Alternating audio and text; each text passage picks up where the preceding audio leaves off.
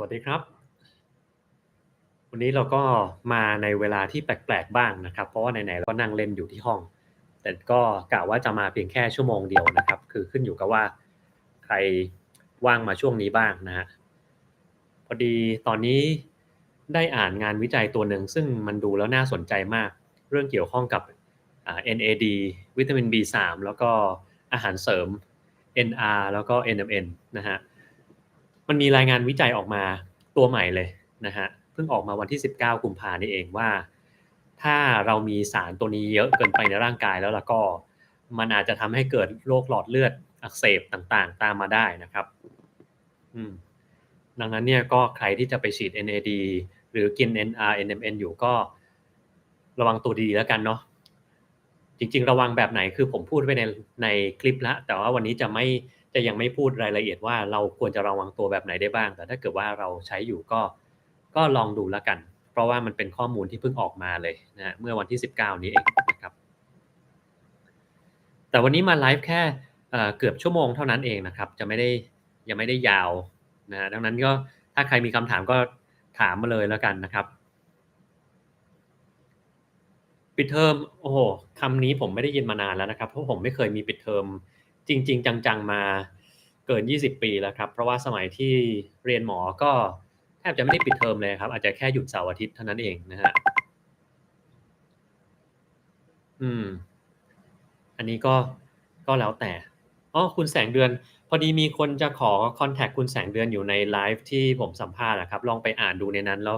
มันจะมีคนอยู่คนหนึ่งนะครับเขาถามก็ลองถ้าจะให้คอนแท็กต์เขาก็ลองไปตอบในนั้นดูแล้วกันนะครับ ผมกลับมาถึงไทยได้2วันแล้วครับจากฮ่องกงสร้อยข้อมืออืได้หลายสร้อยข้อมือเลยครับตอนนี้คือมีเยอะกว่าตอนที่มาอีกเดี๋ยวต้องดูว่าจะยังไงดีเพราะตอนนี้สร้อยข้อมือเหมือนจะเอาไปขายได้เลยมันมีเปิดร้านขายได้เลยเพียบเลยนะครับตอนนี้แต่ก็ดีแล้วครับเรื่อง Lucid Dream ถ้าค้างไว้เข้าไปในจิตใต้สำนึกก่อนเวลาอันควรจะเกิดอะไรขึ้นบ้างเอ่อมันก็เหมือนเราไปเผชิญปัญหาที่เรายังไม่สามารถแก้ได้อะครับ ถ้าเกิดคนไหนเป็นพวกจิตอ่อนอย่างเงี้ยหรือโดนอะไรนิดอะไรหน่อยเราก็เป็นคนกังวลง่ายวิตกกังวลง่ายแพ้ง่ายสู้เขาไม่ไหวอย่างเงี้ยเราก็จะแย่ได้เหมือนกับสมมุติว่าสมมุติว่าเราเรียกอะไรดีเอาให้ตรงสายคุณเพียวแล้วกันสมมุติว่าคุณเพียวเนี่ยเป็น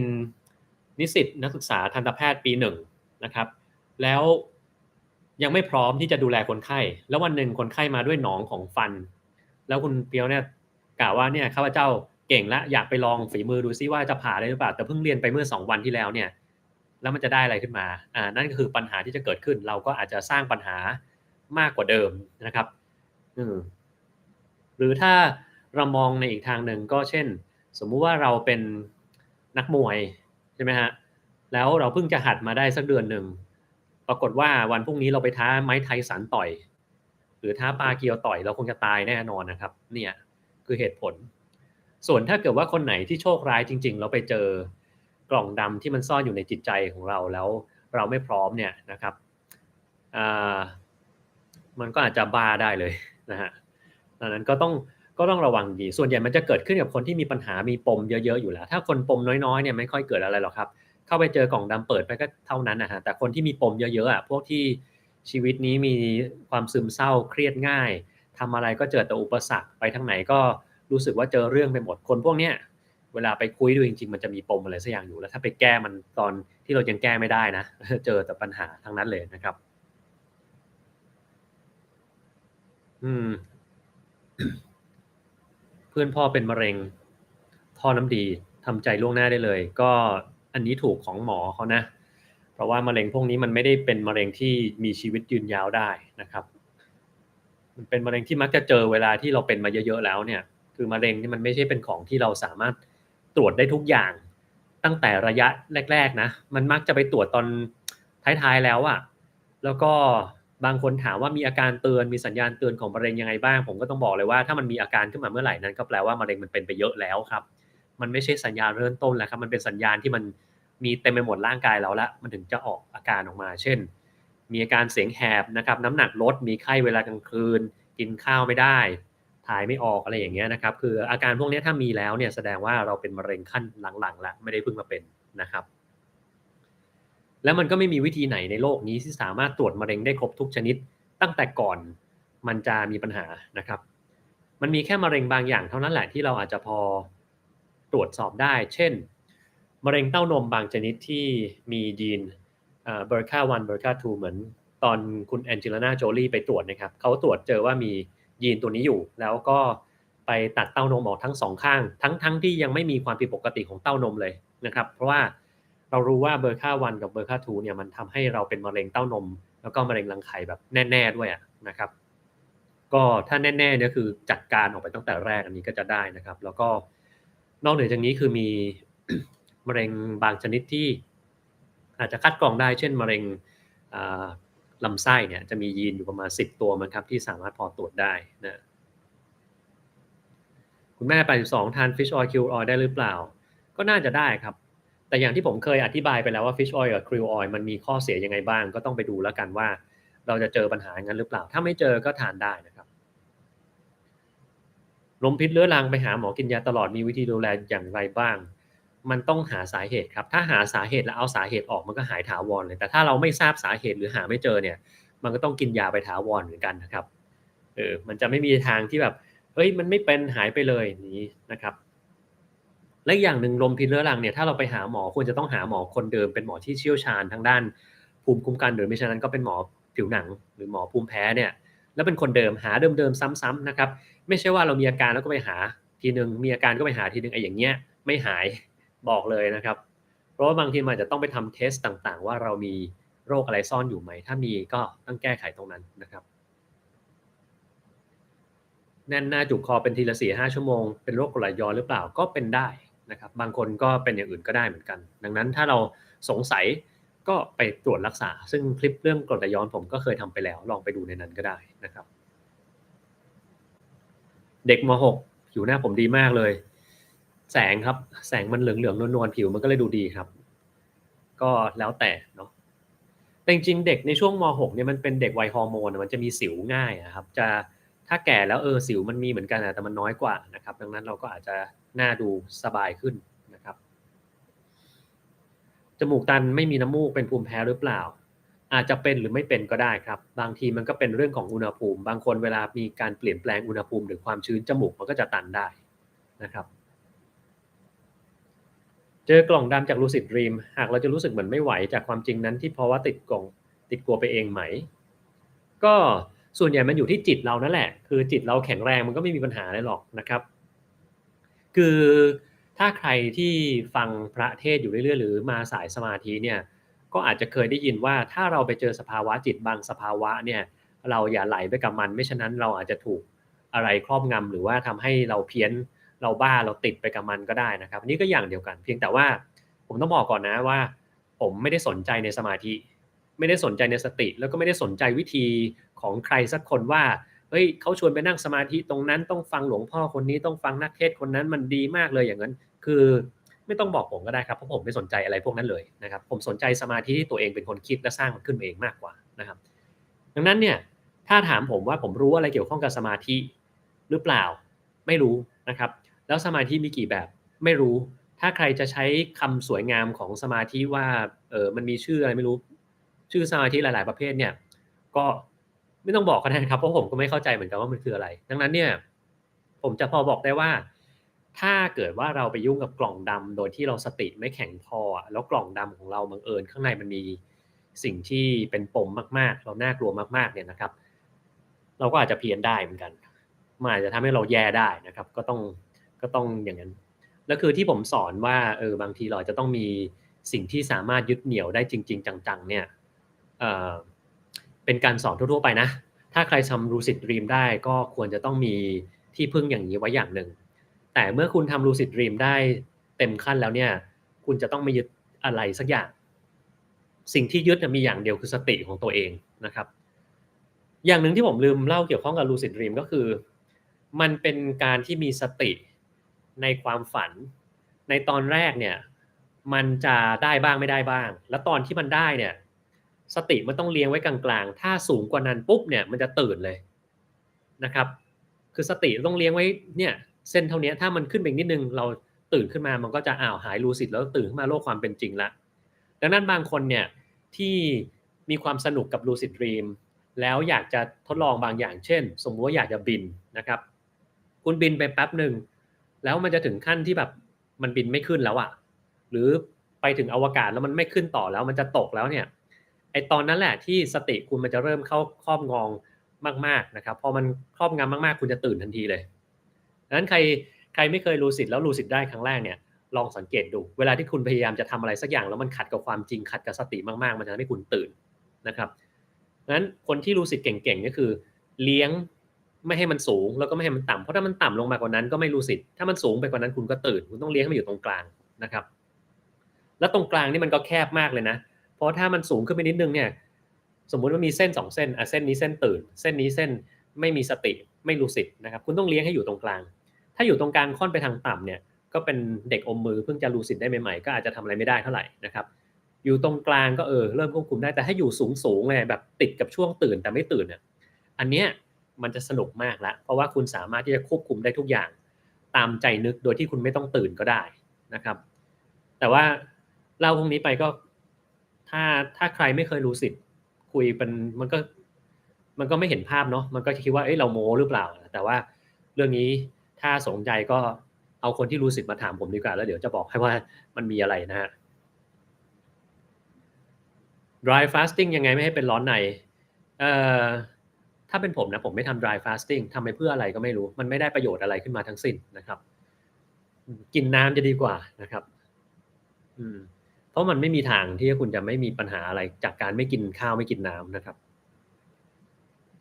รู้ได้ยังไงว่าควรทำ lucid dream แล้วสามารถเข้าไปในกล่องดำได้หรือควรไปในกล่องดำเราจะไม่มีทางรู้ครับจนกว่าเราจะสามารถหาสิ่งที่ยึดเหนี่ยวตัวเองได้ก็อย่างที่ผมสอนไปในคลิปนะครับถ้าเกิดว่าเราสามารถหาสิ่งหนึ่งที่ยึดเหนี่ยวเราได้ไม่ว่าจะเกิดอะไรขึ้นเช่นสมมุติว่าเราทำงานอยู่แล้วเราเจอเหตุการณ์ที่เราไม่คาดคิดแล้วเราแก้ไม่ตกเนี่ยถ้าเรายังต้องไปปรึกษาไปถามคนอื่นอย่างเงี้ยอันนั้นแปลว่าเรายังไร้สาระไม่ได้อะไรขึ้นมาแล้วต้องมีจุดหนึ่งที่แบบสมมุติว่าจุดที่ดึงสติเราได้คือลูกบอลสีเหลืองแล้วกันเอาง่ายๆเลยเวลาที่เรามีปัญหาในชีวิตประจำวันแล้วเรากังวลเช่นเราไปคุยกับผู้ใหญ่แล้วมันคุยไม่ได้เลยกังวลเราจะถามใครดีแล้วเราคิดลูกบอลสีเหลืองมันโผล่ขึ้นมามันก็ทำให้เรามีสติขึ้นมาสามารถทำให้ตัวเองสงบลงแล้วก็จัดการกับสถานการณ์ข้างหน้าได้ถ้าเกิดคุณสามารถทำอย่างนี้ได้โดยหาของมาเตือนใจอย่างนี้ได้นะ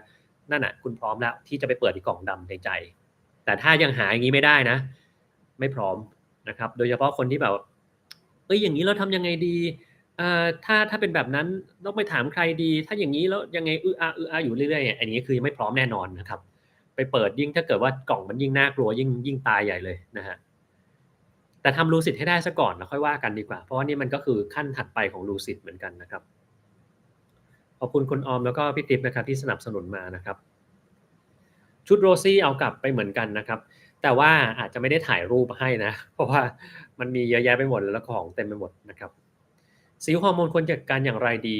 ควรจะไปหาหมอผิวหนังเลยครับน่าจะมีคำตอบที่สุดนะครับไปเยี่ยมเพื่อนบ้านเป็นมะเร็งปอดระยะที่4ไอเป็นเลือดยังสามารถรับประทานอาหารได้ไม่เบื่ออาหารความหวังยังมีไหมครับไม่มีแล้วครับความหวังมันมีอย่างเดียวก็คือทำยังไงให้ชีวิตของตัวเองมีความสุขที่สุดแล้วก็จากไปอย่างมีสติดีที่สุดแต่ความหวังถ้าเกิดบอกว่าจะหายจากมะเร็งเนี่ยศูนย์ไม่มีทางนะครับบอกเลยไม่ว่าคุณจะไปเจอยาอะไรก็แล้วแต่ในโลกนี้ไม่มีทางหายจากมะเร็งขั้นที่4ของมะเร็งปอดนะดังนั้นก็เลยตอบให้ชัดๆเพราะว่าผมไม่อยากจะให้ความหวังลมๆแรงๆที่บอกไปหาหมอคนนั้นสิไปอเมริกาสิไปเจอที่นั่นที่นี่สินะครับมันจะได้หายดีไปทดลองฝังเข็มทดลองอะไรอย่างเงี้ยคือมันจะทำให้คนเหล่านี้เขาเสียเวลาอันมีค่าในชีวิตไปกับสิ่งที่มันไม่ได้ผลนะครับนะแทนที่เราจะใช้เวลาอยู่กับครอบครัวทำในสิ่งที่ตัวเองรักจนวินาทีสุดท้ายเรากลับไปทำอะไรก็ไม่รู้ที่มันไม่ได้ผลเสียตังค์อีกต่างหากนะครับก็ไม่แนะนำนะฮะคุณเจเจถ้ารู้สึกดรีมเป็นก็ดีแล้วครับคุณรุจิราขอบคุณมากนะครับแอนตี้คาร์ดิโอไลปิน IgM ไม่สนใจครับต้อง IgG IgM ไม่ได้มีอะไรไม่ต้องตรวจอะไรครับอย่างนี้ถ้าอย่างเงี้ยถามคุณหมอที่เขารักษาเลยดีกว่า แล้วจริงๆเดี๋ยวนี้เราก็ไม่ค่อยตรวจ anti cardiolipin อย่างเดียวแล้วเราต้องตรวจอย่างอื่นนะ anti beta 2 globulin อะไรพวกนี้ด้วยนะครับดังนั้นอันนี้ทำตามที่หมอเขาแนะนำถ้า IgM positive อย่างเดียวผมไม่ได้สนใจเลยช่างมันถ้า IgG positive เนี่ยน่าห่วงหน่อยละว่ามันอาจจะมีอะไรก็ได้หากทำสิ่งที่ไม่ดีใน lucid dream เช่นเรื่องทางเพศสามารถทำให้เรามีพฤติกรรมเบี่ยงเบนไปทางไม่ดีหรือเปล่าตราบใดก็ตามที่เรายังสามารถควบคุมสติได้ไม่มีทางนะครับไม่มีทางเป็นเช่นนั้นหรือคุณอยากจะลองล่ะนะเช่นเราสามารถกระโดดตึกแล้วก็บินใน lucid dream ได้แล้วถ้าเกิดว่าของจริงคุณจะไปลองกระโดดตึกไหมมันไม่น่ามีครับนะข้าวโอ๊ตน้ำตาลเยอะหรือเปล่าไม่เยอะครับแต่ถ้าเกิดคุณกินเข้าไปเยอะๆอันนี้ก็เยอะนะเช่นสมมุติว่าผมกินข้าวโอ๊ต1กำมือโอเคมันก็ไม่เยอะแต่ถ้าเกิดคุณกินไปหม้อหนึ่งเลยน้ำตาลเยอะแง่ๆนะครับ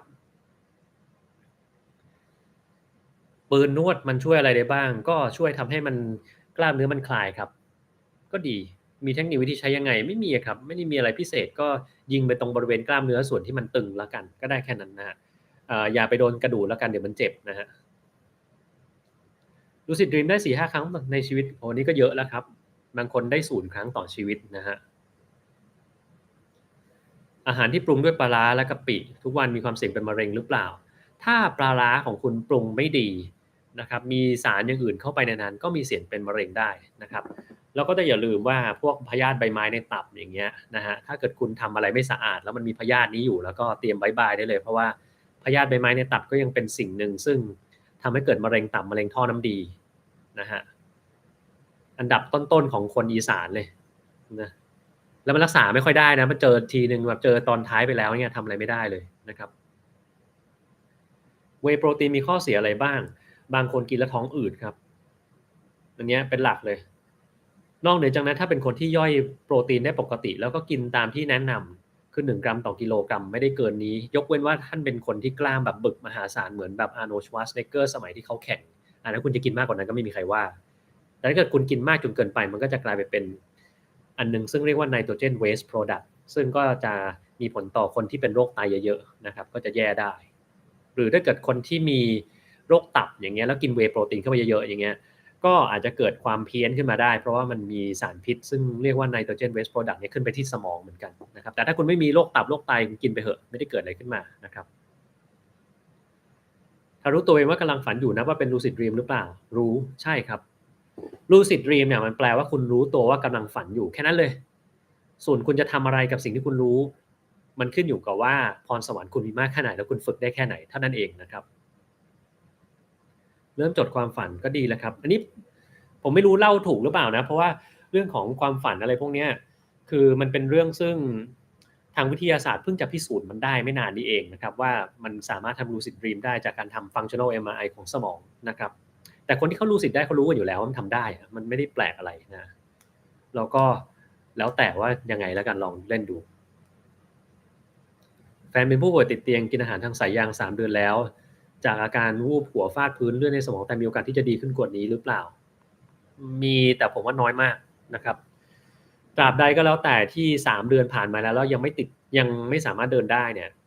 ไม่น่าจะมีโอกาสที่จะกลับมาเป็นเหมือนเดิมแล้วนะเออพวกเนี้ยถ้าจะฝึกมันต้องฝึกตั้งแต่วันแรกเลยที่เป็นคือต้องจับเคลื่อนไหวต้องบังคับต้องเอาให้ไปนั่งเก้าอี้นั่งไม่ไหวก็ต้องจับให้นั่งหรือจับหาอะไรมายันตัวให้นั่งขึ้นให้ได้เพราะว่าถ้านั่งไม่ได้ก็ไม่ต้องคิดเลยว่าจะเดินได้นะครับหรือถ้ายังมีการสำลักอยู่ก็ไม่ต้องคิดเลยว่ามันจะกลืนอาหารลงไปได้นะครับเพราะถ้ากลืนลงไปก็สำลักอยู่ดีดังนั้นมันต้องหัดหลายๆอย่างกว่าจะได้นะครับก็คือต้องมีการกายภาพทุกอย่างคนไข้ก็จะต้องมีความร่วมมือแล้วก็จิตใจที่แข็งแกร่งในการทำตั้งแต่แรกถ้าไม่ทำก็ไม่มีทางนะอันนี้พูดตรงๆเลยนะครับเพราะผมเห็นมาหลายคนแล้วนะฮะเคยฝันตื่นมากลางดึกแล้วหลับฝันต่อก็ดีแหละครับสนุกดีสารที่ช่วยนอนหลับแต่ชนิดมีข้อดีข้อเสียแตกต่างกันอย่างไรเพื่อเป็นแนวทางการใช้งาน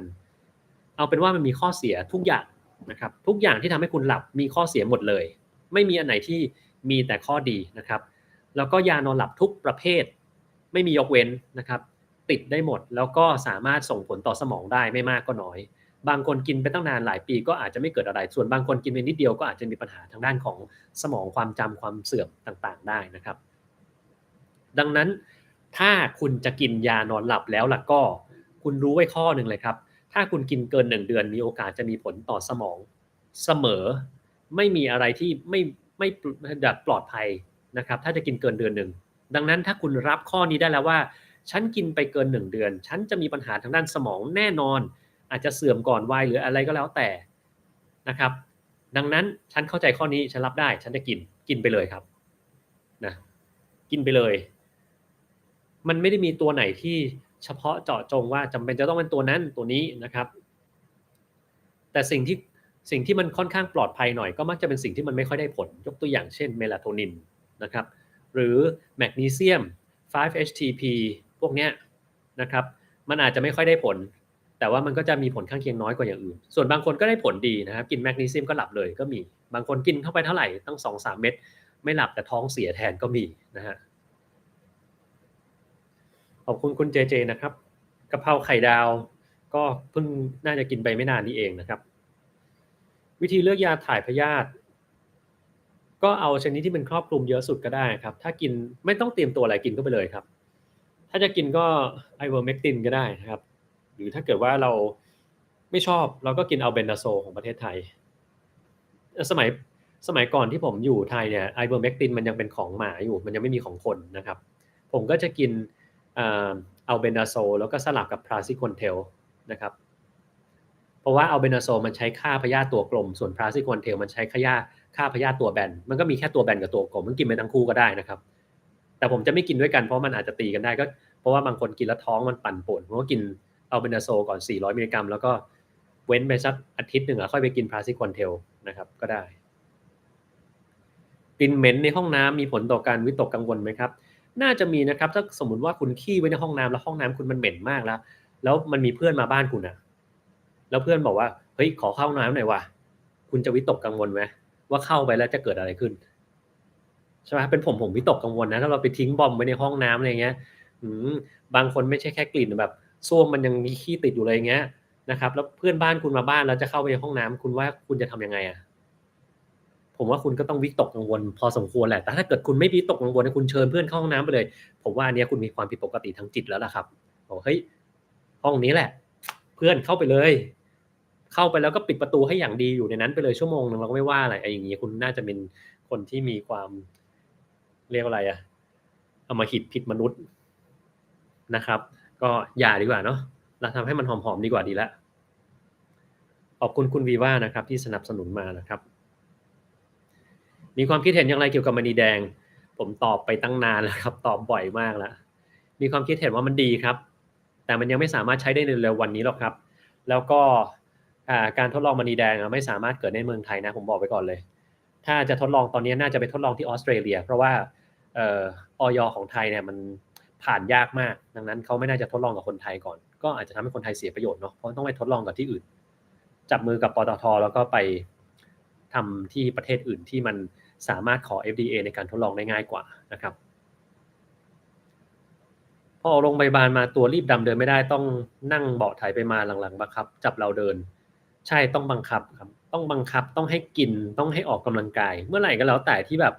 เป็นแบบนี้เราต้องให้เขาทำทุกอย่างเหมือนคนปกติมันจะได้กลับมาถ้าเรายิ่งไม่ทำเนี่ยยิ่งมีปัญหาเยอะใหญ่นะครับกำลังกินข้าวอยู่เห็นกายภาพมากโอ้ดีเลยครับผมสามารถเล่าเรื่องอะไรที่มันน่าเกลียดได้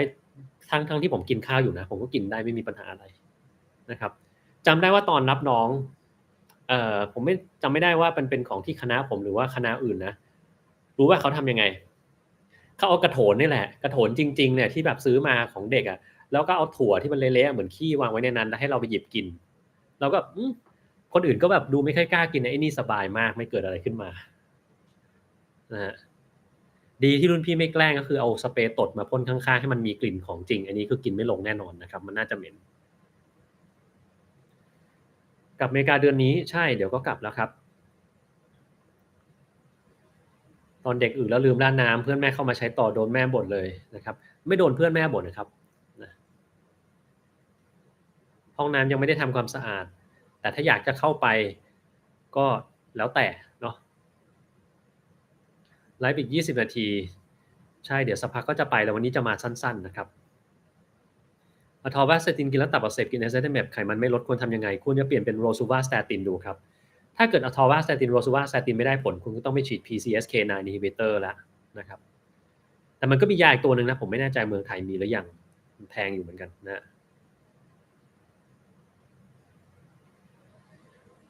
คนข้างบ้านหกล้มไม่ยอมลุก7วันบอกเดินได้แต่ไม่กล้าเดินอย่างนั้นก็เตรียมตบอันนี้ผมพูดนะคนอายุเยอะแล้วเมื่อไหร่หกล้มแล้วไม่เดินเนี่ยเตรียมเลยครับความตายมารออยู่ข้างหน้าแล้วนะครับจะตุยได้เร็วๆนี้นี่แหละเหตุผลก็คือลองไปฟังคลิปเรื่องสะโพกหักดูแล้วคุณจะรู้ว่ามันอันตรายขนาดไหนตัวสะโพกมันหักหรือเดินไม่ได้เนี่ยไม่ได้มีปัญหาหรอกครับแต่การที่คุณไม่ได้ขยับเขยื้อนเลยสักพักเนี่ยโรคมาเต็มเลยติดเชื้อกระเพาะปัสสาวะนะฮะติดเชื้อในปอดเชื้อเข้ากระแสเลือดเป็นแผลกดทับกล้ามเนื้อมันฝ่อรีบยิ่งไม่เดินตอนแรกมันยิ่งเดินยากขึ้นเรื่อยๆเรื่อยๆนะครับแล้วก็การไม่เคลื่อนไหวนานๆทำให้เกิดริ่มเลือดในร่างกายถ้าวันไหนโชคร้ายริ่มเลือดนั้นก็วิ่งไปอุดในปอดของเราก็เสียชีวิตได้ทันทีเหมือนกันนะครับนี่แหละมาแบบนี้ยานชัยแกบังคับเลยเดินได้เลยดีต้องบังคับครับบังคับเนี่ยเป็นสิ่งที่ดีมากเลยนะสำหรับคนอายุเยอะเพราะว่าถ้าเกิดไม่บังคับก็จะไม่รอดนะจะมีโรคเยอะแยะเต็มไปหมดมีวิธี prolong lucid dream ไหมมีสติคุณนั่นแหละครับคุณจะเลี้ยงมันไว้ได้นานเท่าไหร่ขึ้นอยู่กับสมาธิของคุณจะแน่แค่ไหนเท่านั้นเองนะครับไลฟ์นานๆหน่อยไม่ได้ครับวันนี้มีธุระเดี๋ยวต้องไปหลังจากนี้ผ่าตัดเพิ่มความสูงมีความเสี่ยงอะไรบ้างมีความเสี่ยงที่ขาสองข้างมันจะยาวไม่เท่ากันนะครับมีความเสี่ยงที่มันจะมีการติดเชื้อเข้าไปใน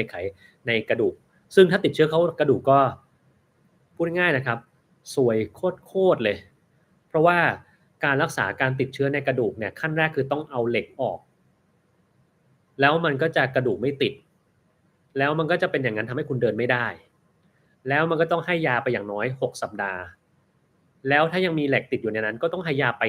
ตลอดชีวิตคุณจะเอาวะคุณก็ต้องถือว่าคุณเป็นคนโชคดีคนหนึ่งแล้วกันที่แบบผ่าเสร็จปุ๊บแล้วมันไม่มีการติดเชื้อทุกอย่างเป็นเหมือนในที่เขามาลง TikTok ลงในอะไรเงี้ยถ้าคุณโชคดีแบบนั้นก็ไม่ได้มีอะไรนะครับแต่ถ้าโชคร้ายก็แล้วแต่เนาะ สร้างกล้ามเนื้อควรกินโปรตีนกี่กรัมต่อวัน1กรัมต่อกิโลกรัมครับแต่เป็นโปรตีนที่รวมทุกอย่างนะเคยมีบางคนถามว่าเฮ้ยแล้วไก่อะกินยังไงคือไก่เนี่ยเราไม่ใช่ว่าก้อนไก่1กรัมมันจะมีโปรตีนอยู่1กรัมนะมันแล้วแต่ว่ามันมีอะไรอยู่ในนั้นเพราะไก่มันก็ไม่ได้มีแต่โปรตีนจริงไหมครับมันก็มีไขมันมีอะไรแทรกอยู่ในนั้นแต่ถ้าเรากินเป็นอกไก่โอเคโปรตีนมันเต็มๆเน้นหน่อยนะครับถ้าไปกินน่องโอเคมันอาจจะมีไขมันมีอย่างอื่นปน ก็อาจจะเลือกเฉพาะอกซึ่งถ้าถามผมนะผมไม่กินไม่อร่อยผมก็จะกินเนื้อน่องแหละดีแล้วนะครับวีแกนโปรตีนกินตอนตั้งครรภ์ได้ครับยาถ่ายพยาธินี่กินทุกกี่เดือนแล้วแต่ชอบเลยครับไม่มีคำแนะนำนะครับดังนั้นคุณอยากจะกินทุก3หรือ6เดือนก็กินได้นะครับ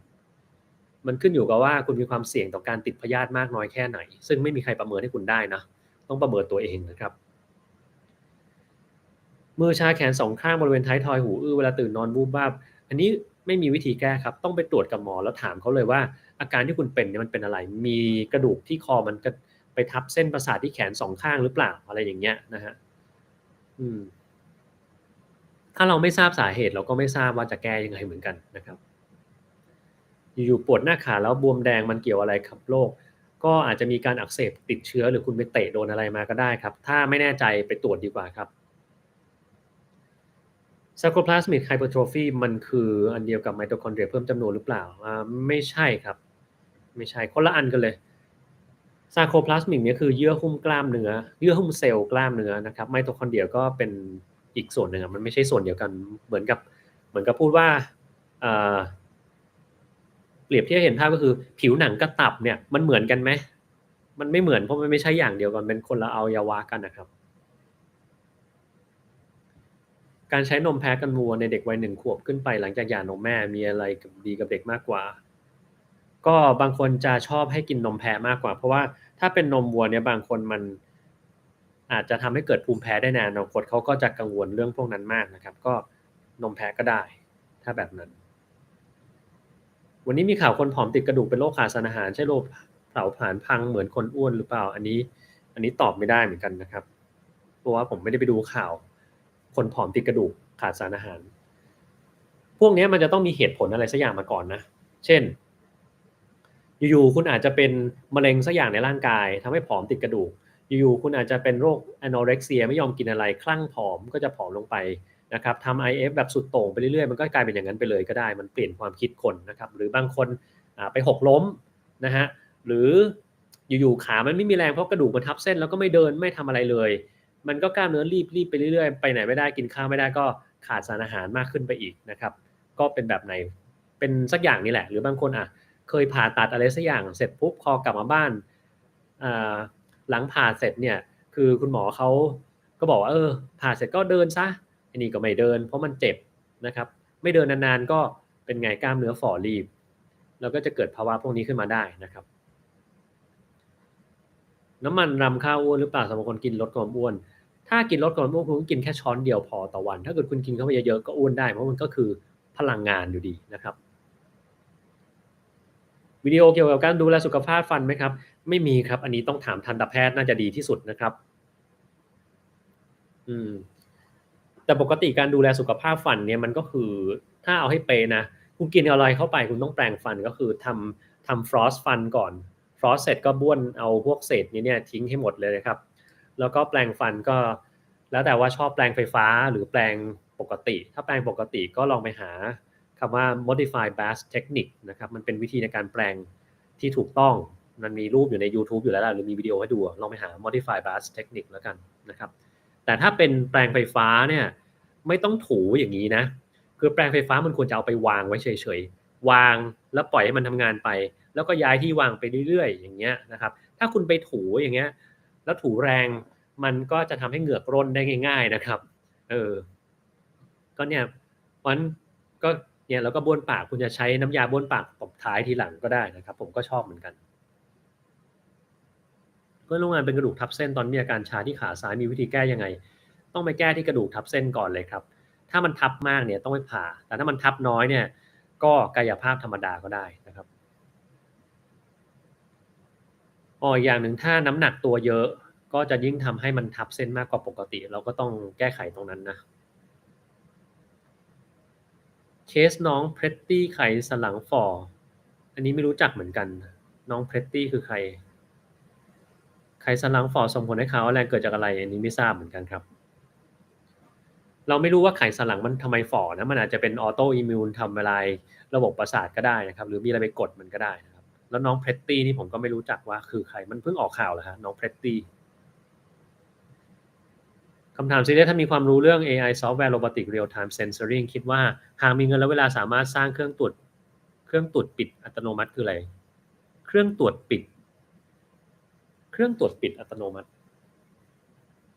อืมคืออะไรเครื่องตรวจปิดอัตโนมัติหมายความว่า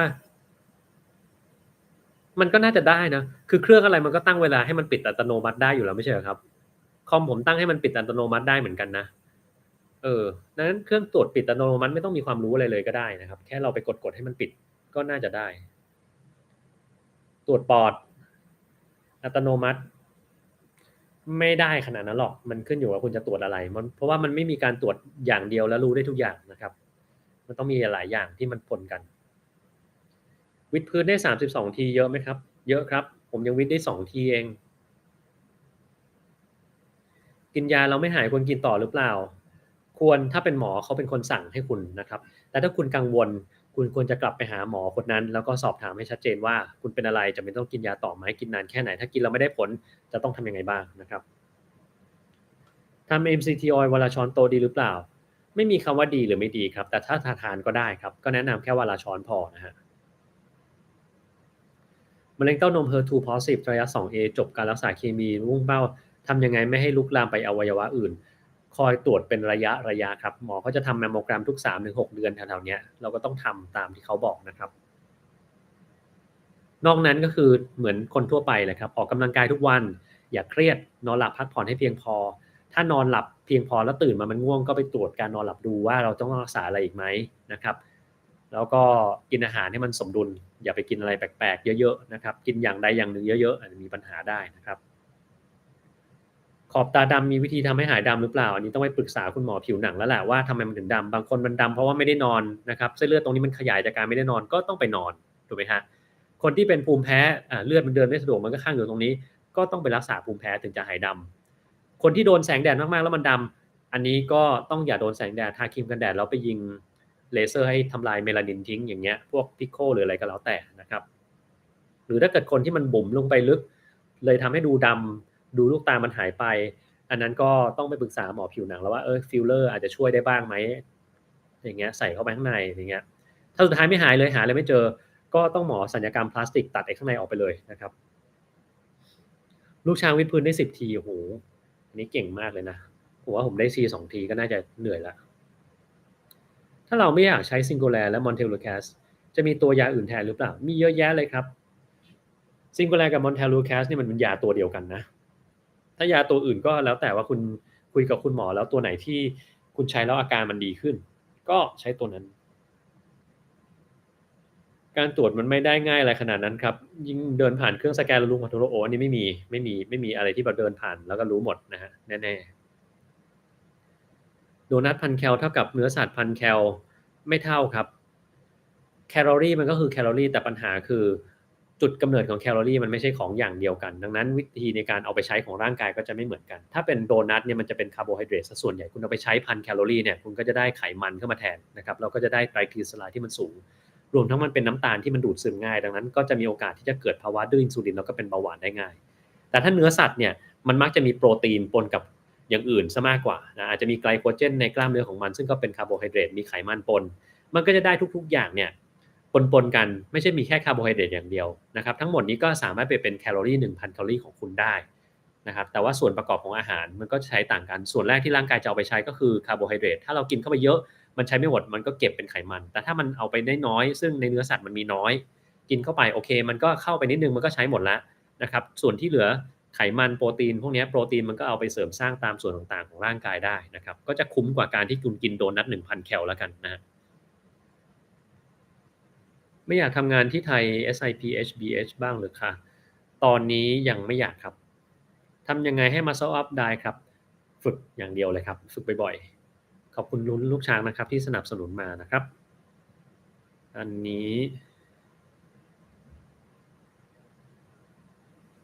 อะไรถ้าตรวจแค่ Classify Pneumonia Pleural Effusion Pneumothorax เบื้องต้น recall สูงพอสมควรแต่ก็ยังมี false เยอะอยู่ยังไงไม่สามารถ stand alone ได้นะปัจจุบันควรมี radiologist อยู่ผมว่า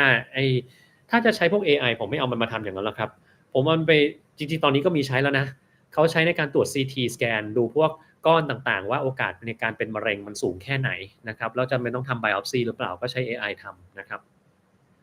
ใช้ AI ในการสร้างภาพ3มิติของปอดอะไรเงี้ยหลอดลมอะไรพวกนี้วางแผนในการรักษาก็ใช้อยู่แล้ว Pneumonia Effusion Pneumothorax นี่เด็กๆนะครับอาจจะมีบางกรณีที่ดูยากๆคนยังดูยากเลยบางกรณีแบบ effusion แปลกๆเงี้ยโดยเฉพาะท่านอนเนี่ย effusion มันเลเยอร์อยู่ข้างหลังเราก็แบบเฮ้ยอะไรวะทำไมขาวๆนะฮะกินยังไงให้แก้ภาวะดื้ออินซูลินก็เอาน้ำตาลน้อยๆครับถ้าติดยังไงมันก็ไม่หายครับถ้าเราติดหวานยังไงก็ไม่หายนะมันจะไม่มีทางที่เราจะติดหวานแล้วเรายังจะปลอดภัยจากปัญหาของการกินหวานนะครับอืม เหมือนกับถ้าเราแบบเอามือไปชกหินทุกวันอย่างเงี้ยเราจะทำยังไงให้มือเราไม่แตกอย่างเงี้ยมันก็ไม่มีทางมันชกทุกวันมันไงก็ต้องแตกถูกไหมครับเราก็ต้องแก้ไขถ้าพวกเนี้ยก็อาจจะต้องฝืนใจตัวเองแทนที่จะกินหวานแบบทุกมื้อเลือกกินเหลือสักมื้อหนึ่งตอนแรกๆแล้วค่อยๆลดมันลงไปนะครับมันก็จะช่วยได้ข้อปลายนิ้วงอมีวิธีรักษาหรือเปล่าไม่น่าจะมีนะครับ เพราะว่าการไปผ่าตัดมันก็จะไม่คุ้มเนื่องจากว่าเวลาผ่าตัดพวกนิ้วมือเนี่ยมันจะเกิดพังผืดได้ง่ายแล้วบางทีผ่าจากงอให้มันตึงมันก็งอไม่ได้อีกเลยก็มีนะครับแล้วก็ต้องไปผ่าซ้ำอย่างเงี้ยนะครับแต่ต้องไปดูนะบางคนที่มันงออย่างเงี้ยมันเป็นเพราะเส้นเอ็นตรงเนี้ยขาดไปทำ microvascular surgery คือไปเชื่อมเส้นเอ็นตรงนี้ก็ได้มันก็จะตรงได้เหมือนเดิมแต่ว่าต้องไปหาหมอมือที่เก่งมากๆเลย เพราะพวกนี้เวลาผ่าตรงนิ้วเนี่ยมันจะมีโซนบางโซนที่ผ่าแล้วเวลาเกิดพังผืดแล้วมันจะแก้ยากมากๆเลยคือนิ้วติดอย่างเงี้ยดีนะเป็นนิ้วชี้ถ้าคุณเป็นนิ้วกลางแล้วมันติดอยู่อย่างนั้นนะค้างอยู่ตลอดเวลาคุณไปไหนคุณก็ยกๆอย่างเงี้ยนะครับก็จะเหมือนคุณด่าเขานะครับก็ระวังให้ดีแล้วกันว่า บางทีคุณไปผ่านิ้วคุณอาจจะได้รอยช้ำที่หน้ามาแทนนะครับเวลาที่คุณเอามือไปโชว์ใครเขานะมีข่าวพริตตี้ผ่านนิ้วในถุงน้ำดีต่อมาก็เดินไม่ได้เลยน้ำหนักลดมันเป็น35เกิดจากอะไรได้บ้างผมว่าก็น่าจะเป็นอันที่คนเมื่อกี้เขาถามหรือเปล่าคนเมื่อกี้เขาถามว่า pretty แสดงว่าจริงๆคือ pretty นะครับก็ไม่ทราบเหมือนกันนะครับมันไม่เกี่ยวอะไรกับการผ่าถุงน้ำดีหรอกครับนะถ้าเกิดว่ามันอยู่ๆก็เดินไม่ได้เลยเนี่ยมันก็มีอยู่แค่2อย่างแหละคืออะไรไปกดเส้นประสาทที่ไขสันหลังทำให้มันไม่สามารถควบคุมได้หรือมีปัญหาที่การควบคุมเส้นประสาทจากโรคออโตอิมมูนสักอย่างหนึ่งนี่แหละ70ปีเคยเส้นเลือดสมองตีบกินยาลดความดันแอสไพรินไม่เคยขาดมีภาวะเกล็ดเลือดต่ำแอสไพรินเกี่ยวข้องกับเกล็ดเลือดต่ำหรือเปล่ามีส่วนครับแต่ไม่ค่อยใช่หรอกครับน่าจะหาสาเหตุอย่างอื่นก่อนกระดูกปิดแล้วไม่มีทางเพิ่มความสูงได้นอกจากผ่าตัดใช่ครับถูกต้องมีวิธี stretch mind ไม่มีอันนี้พวกนี้ก็หาเรื่องอะไรไปเรื่อยเนาะอยากลองทำก็ได้ครับเผื่อมันจะสูงขึ้นมาสักมิลนึงนะครับพอเรานอนก็หดลงไปเหมือนเดิมนะฮะเป็นเกาต์หมอให้ยามาถูกต้องหรือก็ขึ้นอยู่กับเราคุยกับคุณหมอไว้ว่าอะไรนะฮะ กินบุหรี่มือสองปริมาณมากขนาดนี้ยิ่งทำให้เป็นมะเร็งไม่มีปริมาณที่ชัดเจนครับแต่แค่คุณได้กลิ่นมันก็มีความเสี่ยงแล้วถ้าเกิดคนไหนที่มีระบบภูมิต้านทานหรือระบบพันธุกรรมที่ไม่ค่อยดีเนี่ยแล้วไวมากๆมันก็มีปัญหาได้เลยนะครับแต่ว่าเราไม่มีทางรู้หรอกครับว่าคนไหนจะไวไม่ไวนะเราเลี่ยงมันไว้ก่อนดีกว่านะครับหมอจ่ายโปรเจสเตอโรนมีแลนนี่ไม่รู้จักว่าคืออะไรเหมือนกันจะช่วยอะไรได้บ้าง โปรเจสเตอโรนก็เอาไว้ใช้คุมกำเนิดได้ครับแล้วก็คนไหนที่มีเลือดออกของมดลูกผิดปกติแล้วก็ใช้โปรเจสเตอโรนได้หรือเมนไม่มานานๆก็ใช้โปรเจสเตอโรนแล้วก็พอหยุดโปรเจสเตอโรนเลือดมันควรต้องมาถ้ามันไม่มาก็ต้องไปหาเหตุผลอย่างอื่นนะครับแค่นั้นแหละไม่ได้มีอะไรพิเศษไปกว่านั้นเสร็จสิ้นกระบวนการไหว้แก้ชงเตรียมโชคดีก็ขอให้มันเป็นเช่นนั้นนะครับ NR หรือ NMN อัตรา recovery ในนักกีฬาไม่มีครับไม่มีงานวิจัยชิ้นนั้นอยู่ดังนั้นถ้าเกิดคุณจะกินคุณก็ต้องมโนเองว่ามันช่วยนะครับแต่โดยทั่วไปเนี่ย NR/NMN เขาจะไม่กินวันที่เราออกกำลังกายนะเพราะมันจะรู้สึกมันจะมีปัญหาข้อหนึ่งทำให้อันนี้ผมไม่แน่ใจนะจำไม่ได้แต่มันมีปัญหาข้อหนึ่งเลยจะเป็นเรื่องของไมโตคอนเดรียมันขัดขวางกระบวนการไมโตคอนเดรียอะไรสักอย่างไมโทฟาจีหรืออะไรสักอย่างเนี่ยผมจำไม่ได้ชัดเจนนะแต่น่าจะเป็นเรื่องนี้ซึ่งทำให้ในทางทฤษฎีเราไม่ควรจะกินในของพวกนี้ในวันที่เราออกกำลังกายเยอะๆนะครับแต่ข้อจริงผมว่ามันไม่น่าจะมีผลอะไรขนาดนั้นจะกินก็กินเข้าไปได้ตามปกติดีกว่าเพิ่มเทสโทสเตอโรนยังไงออกกำลังกายเลยครับยิ่งออกยิ่งเพิ่มนะ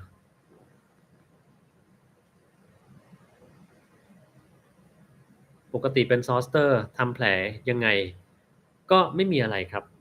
สามารถถ้าเราไปโดนมันแล้วมันคันเนี่ยเวลาที่เราล้างทำความสะอาดแผลเนี่ยใช้น้ำเกลือทางการแพทย์ล้างเอานะครับ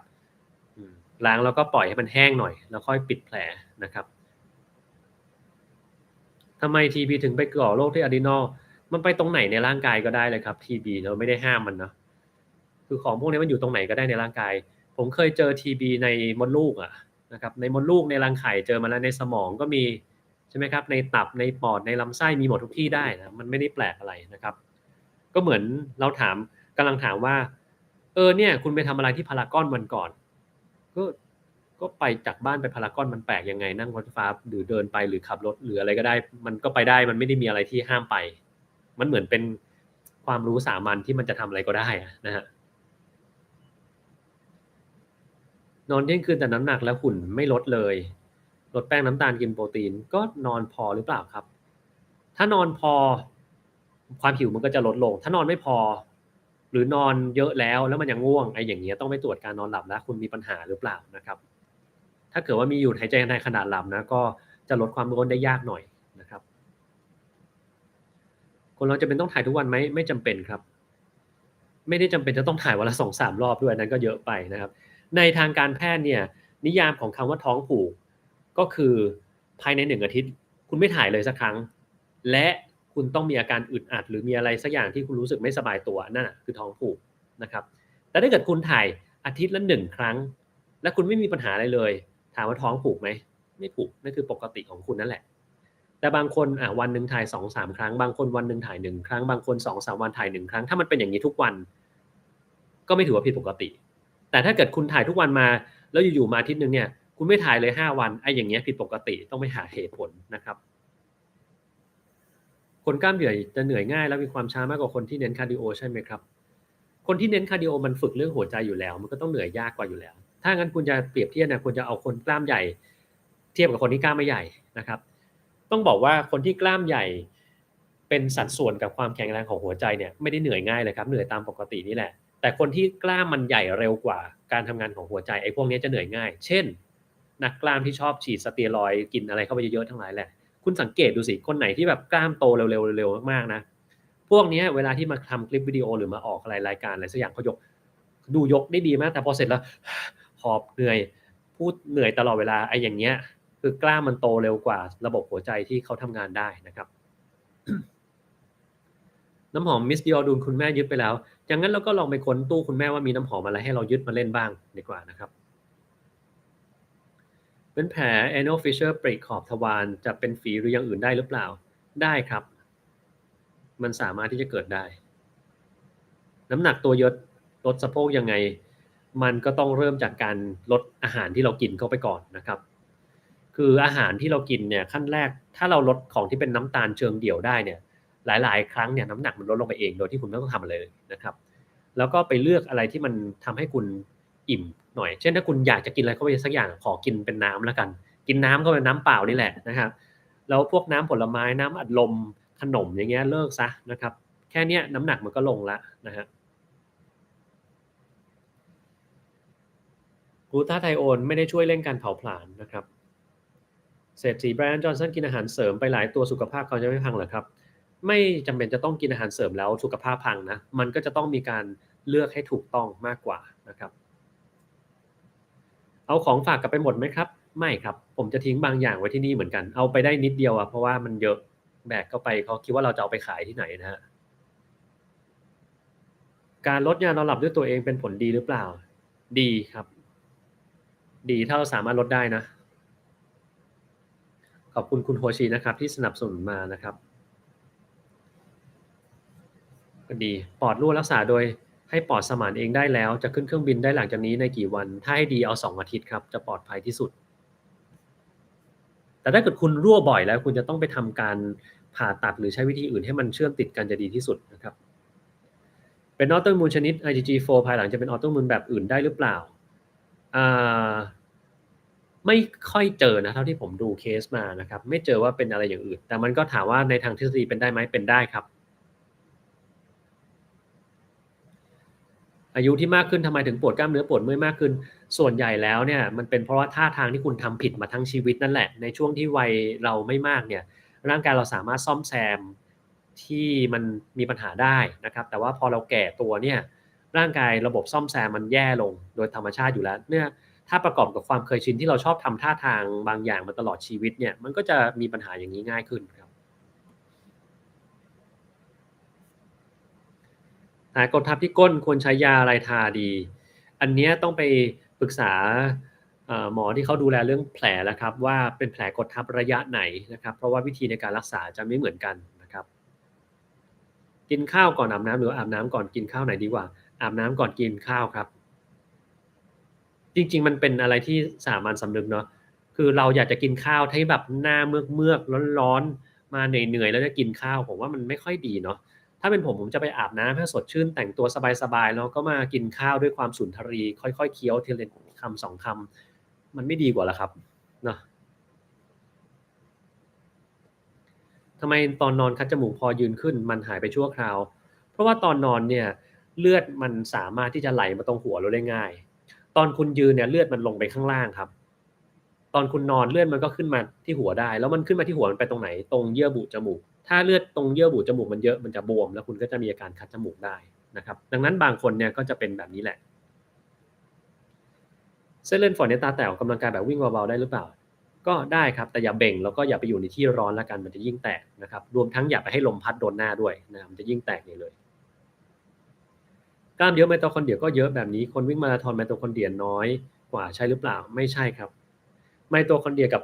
ปริมาณกล้ามไม่จำเป็นต้องสัมพันธ์กันเสมอไปคุณเคยดูไอ้นี่ป่ะ TikTok ของอนาโตลีอ่ะที่มันแปลงเป็นคนแก่หรือบางทีก็แปลงเป็นแบบคนทำความสะอาดแล้วไปอยู่ๆไปยกน้ำหนักได้เยอะๆดูตัวเขาสิก็จิ๋วเดียวนะครับเมื่อเทียบกับนักกล้ามซึ่งตัวใหญ่กว่าตั้งเยอะแต่เขายกได้หนักกว่าเยอะเลยเหตุผลทำไมเพราะว่าเขาอะมีไมโตคอนเดรียเยอะกว่าไม่ได้แปลว่ากล้ามมันต้องใหญ่กว่านะครับเช้าถ่ายไปแล้วพอถ่ายทานข้าวอิ่มปุ๊บก็ปวดถ่ายอีกทีอาการคืออะไรครับไม่ได้มีอะไรครับเป็นปกติของคนได้วันนี้มาเวลาเกรียนไทม์ไม่หรอกครับเกรียนเนี่ยมันมาตอนโน่น4 ทุ่มซึ่งของผมอีก10 นาทีผมก็จะไปแล้วเหมือนกันนะครับ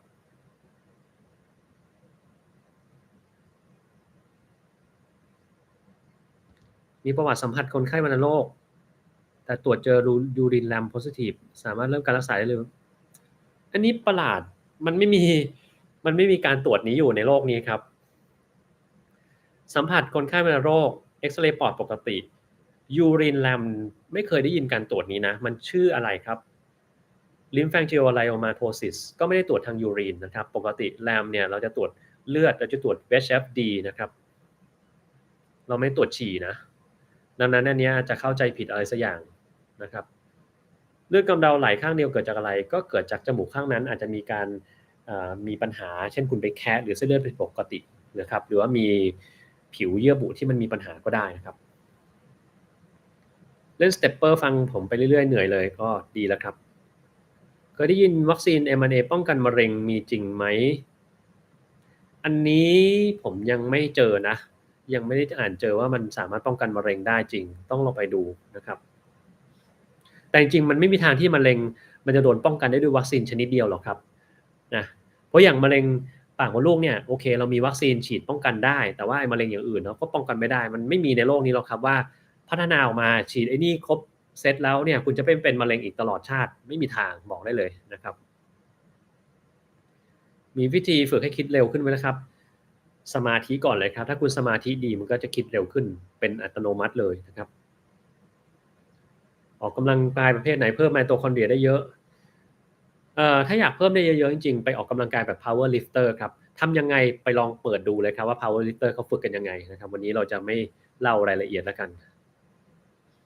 ถูกแทงโดนปอดเลือดไหลเป็นฟองจริงหรือเปล่าจริงครับจริงเพราะว่ามันก็ฟองในปอดเรานี่แหละอยู่ในห้องเปิดแอร์ทั้งวันถอดเสื้อไม่หนาวแต่ไปว่ายน้ำแล้วหนาวทำยังไงดีก็ไม่เป็นไรไม่ต้องทำยังไงครับมันไม่มีอะไรต้องทำอยู่แล้วน้ำมันเย็นคุณก็ไปว่ายในสระน้ำอุ่นแล้วกันมันจะได้ไม่หนาวนะครับกินอเมริกาโน่ที่ร้านหนึ่งเข้มมากกำถึงบ้านอาหารเป็นพิษพวกทั้งวันแถมทานอะไรไม่ได้น้ำเปล่าเกิดจากกาแฟหรือเปล่าไม่น่าใช่นะครับน่าจะไปกินอย่างอื่นมามากกว่านะฮะยกเว้นว่ากาแฟมันเสียซึ่งผมไม่เคยเห็นกาแฟมันเสียนะยกเว้นคุณเอากาแฟอะไรแล้วก็มีความสกปรกเทลงไปข้างในอันนี้อาจจะเป็นอีกอย่างหนึ่งนะครับน้องปกปิดกลับไปด้วยหรือเปล่าอันนี้เดี๋ยวต้องดูก่อนไม่แน่ใจ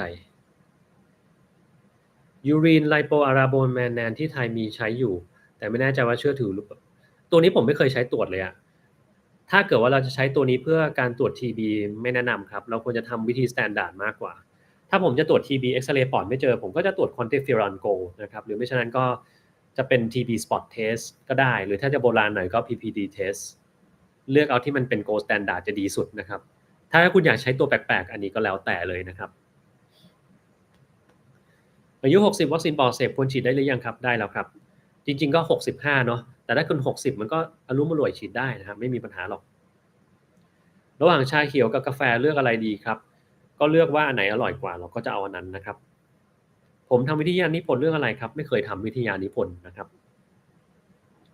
ตอนไปต่างประเทศพูดภาษาไทยบนเครื่องบินกับที่บ้านแต่ฝรั่งข้างๆฟังรู้เรื่องหมดหันมาร่วมตอบได้ที่ US มีเครื่องแปลภาษาแบบเรียลไทม์หรือเปล่าไม่ครับเขาอาจจะมีเครื่องแปลภาษาอยู่ในสมองเขาก็แปลเราได้ครับขอบคุณพี่แอ๋วนะครับที่สนับสนุนมานะครับนมวัวไม่ดีจริงไหมครับไม่จริงครับอันนี้ไปโดนใครหลอกมานะครับอืมแสดงว่าคุณต้องไปดูนี่แน่เลยคุณเคยไปกินอาหารร้านชิคฟิเลป่ะ ชิคฟิเลเนี่ยมันจะเป็นไก่ใช่ไหมครับมันก็จะมีวัวตัวหนึ่งมาบอกว่า eat more chicken กินไก่ซะในนี้คุณก็อาจจะไปเจอเจ้าของที่แบบมันเกลียดวัวมันก็จะบอกว่า eat more วัวอะไรที่มาจากวัวมันไม่ดีทั้งนั้นแหละอะไรอย่างเงี้ยก็จะเป็นไก่ทะเลาะกับวัวก็ได้นะครับมี quad dominance แล้วเจ็บเข่ายิ่งทำ leg extension ก็ไม่ได้ช่วยอะไรควรทำยังไงดีอย่างนั้นก็ออกกำลังกายกล้ามเนื้อรอบหัวเข่าให้ครบทุกมัดเลยแล้วกันนะครับจะได้ไม่ต้อง dominance มัดใดมัดหนึ่งนะครับ quadricep เนี่ยก็ลองไปดูว่ามัดไหนของเราที่มัน under develop แล้วก็ฝึกมัดนั้นนะครับมันฝึกได้ทีละมัดเลยนะใน quad เนี่ยนะครับก็ไปหาดูว่ามัดไหนของเรามันไม่ค่อยเจ๋งแล้วก็ทำมัดนั้นเพิ่มแล้วก็อย่าลืม hamstring กับกล้ามเนื้อด้านข้างเข่านะครับknee stabilizer ที่คุณไปยืนบนลูกบอลให้มันเอียงไปเอียงมาแล้วถือน้ำหนักอันนั้นก็ช่วยได้เหมือนกันนะครับหรือถ้าเกิดจะฝึกยืนขาเดียวก็ได้เหมือนกันผักผลไม้ทุกวันนี้แป้งกับน้ำตาลสูงจริงไหมครับไม่จริงครับผักผลไม้มันก็เหมือนกันตลอดเวลานะมันไม่ได้มันสูงขึ้นเท่าไหร่นะครับแต่ปัญหาคือถ้าเกิดคุณกินน้ำผลไม้เนี่ยไอ้อย่างเงี้ยคือจะเอาน้ำตาลออกมาล้วนๆในกากมันไม่มีแล้วอ่ะมันก็จะเป็นน้ำตาลล้วนๆทำให้คุณมีปัญหาได้นะครับเคยเจอ non acid laryngopharyngeal reflux ที่อเมริกาหรือเปล่ารักษายากจริงๆผมว่าข้อแรกมันต้องพิสูจน์ให้ได้ซะก่อนนะครับพวกนี้จะพิสูจน์ได้คือคุณก็ต้องทำแบบทำโพรบเอาโพรบใส่เข้าไปเลยอะนะครับแล้วก็พิสูจน์ว่ามันไม่ใช่อย่างอื่นก่อนเลยนะครับทำพวก impedance study อย่างเงี้ยถ้าไม่ได้ทำ impedance study เนี่ยผมจะไม่ฟันธงนะว่ามันเกิดจากกรณีแบบนี้แน่ๆนะครับถ้าทำ impedance study แล้วโอเคมันเป็น non acid reflux แล้วมันเป็นอะไร reflux นะครับถ้ามันเป็นของที่อยู่ในกระเพาะแล้วมัน reflux มาแล้วทำยังไงก็ไม่หายใช่ไหมครับคือเราให้กินดอมเพริโดนหรือว่าทำไพโรลอตอมีให้มันลงไปข้างล่างแล้วมันไม่หายอันนี้คุณต้องไม่ทำฟันโดเพลเคชันแล้วครับนะฮะดื่มนมโคแล้วทำให้ท้องอืดหรือเปล่าแล้วแต่คนครับบางคนที่ขาดเอนไซม์แลคเตสกินเข้าไปก็จะอืดได้นะครับออกกำลังกายถ้ามีฟิลเลอร์สลายเร็วหรือเปล่าอันนี้ผมว่าน่าจะต้องถามคุณหมอผิวหนังดีกว่านะครับแต่มันไม่น่าใช่เนาะมันไม่น่าสลายเร็วขนาดนั้น กินอาหารเสริมนานๆเช่นคอลลาเจนแล้ววิตามินซีนานๆมีผลเสียเลยหรือเปล่าถ้ามันเป็นคอลลาเจนแบบมีแต่คอลลาเจนจริงๆนะไม่มีอะไรเจือปนนะครับไม่เนี่ยมีปัญหาแล้วนะครับปัญหาคือเราไม่มีทางรู้ได้ว่ามันไม่มีอะไรเจือปนจริงๆนะครับความดัน154/89ไม่สบายใจเลยไปดูคลิปเรื่องความดันจริงๆอันนี้มันก็สูงไปหน่อยเนาะถ้าปกติมันควรจะต่ำกว่านั้นนะครับแต่ก็ไม่ได้เป็นอะไรมาก ชอบกินไส้กรอกโบโลญากินไม่เบื่อหยุดกินไม่ได้อาทิตย์ละ2-3ครั้งจะเป็นมะเร็งหรือโรคเกี่ยวกับกระเพาะตับไตได้หรือเปล่าก็มีสิทธิ์ได้เหมือนกันนะฮะถ้าผมว่าคุณชอบกินขนาดนั้นคุณทำไส้กรอกซะเองเลยดีกว่ามันจะได้ปลอดภัยดีไหมเราใส่เข้าไปแต่ของที่เรารู้ว่ามันดีนะครับแล้วก็ถ้าทำได้อร่อยสวยงามก็แบ่งผมบ้างเนาะผมจะได้กินบ้างนะครับแล้วถ้ากดทำขายโอเคเดี๋ยวเราจะเป็นพรีเซนเตอร์ไส้กรอกให้คุณแล้วกันทำไม PCOS มีผลทำให้ผมร่วง เพราะว่าฮอร์โมนครับมันจะมีฮอร์โมนเพศชายเพิ่มขึ้นในกรณีนี้เหมือนกันก็ต้องไปกินยาที่ต้านฮอร์โมนเพศชายนะวิตามินซีทำให้ดูดแคลเซียมน้อยลงจริงหรือเปล่าไม่เกี่ยวกันครับ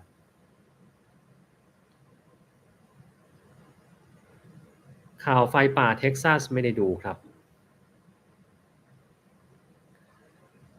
ผ่าแผลปรีรอบทวารแล้วจะกลับมาเป็นอีกได้หรือเปล่ามักจะไม่เป็นนะครับยกเว้นว่าคุณท้องผูกเดี๋ยวก็เป็นอีกได้นะครับลดความอ้วนกินไข่เจียวน้ำมันลำข้าวอันตรายหรือเปล่าก็ถ้ากินไม่เยอะก็ไม่ได้อันตรายแต่ถ้าคุณกินเยอะก็มีปัญหานะครับ กินน้ำแร่อัลคาไลน์มากๆมีผลต่อร่างกายหรือเปล่าไม่ได้มีผลอะไรคริปโตคอคโคซิสเข้าสมองรักษานานแค่ไหนไม่ได้เป็น HIV ถ้าคุณไม่ได้เป็น HIV เนี่ยคุณจะต้องไปหาโรคพิเศษโรคหนึ่งเลยนะคือโรคที่มีแอนติบอดีต่ออินเตอร์เฟอรอนแกมมารีเซปเตอร์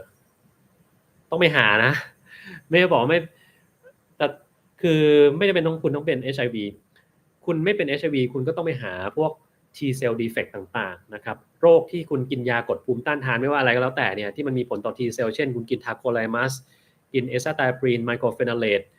ไซโคสปอรินอะไรพวกนี้นะครับที่มันมีผลต่อ T cell เนี่ย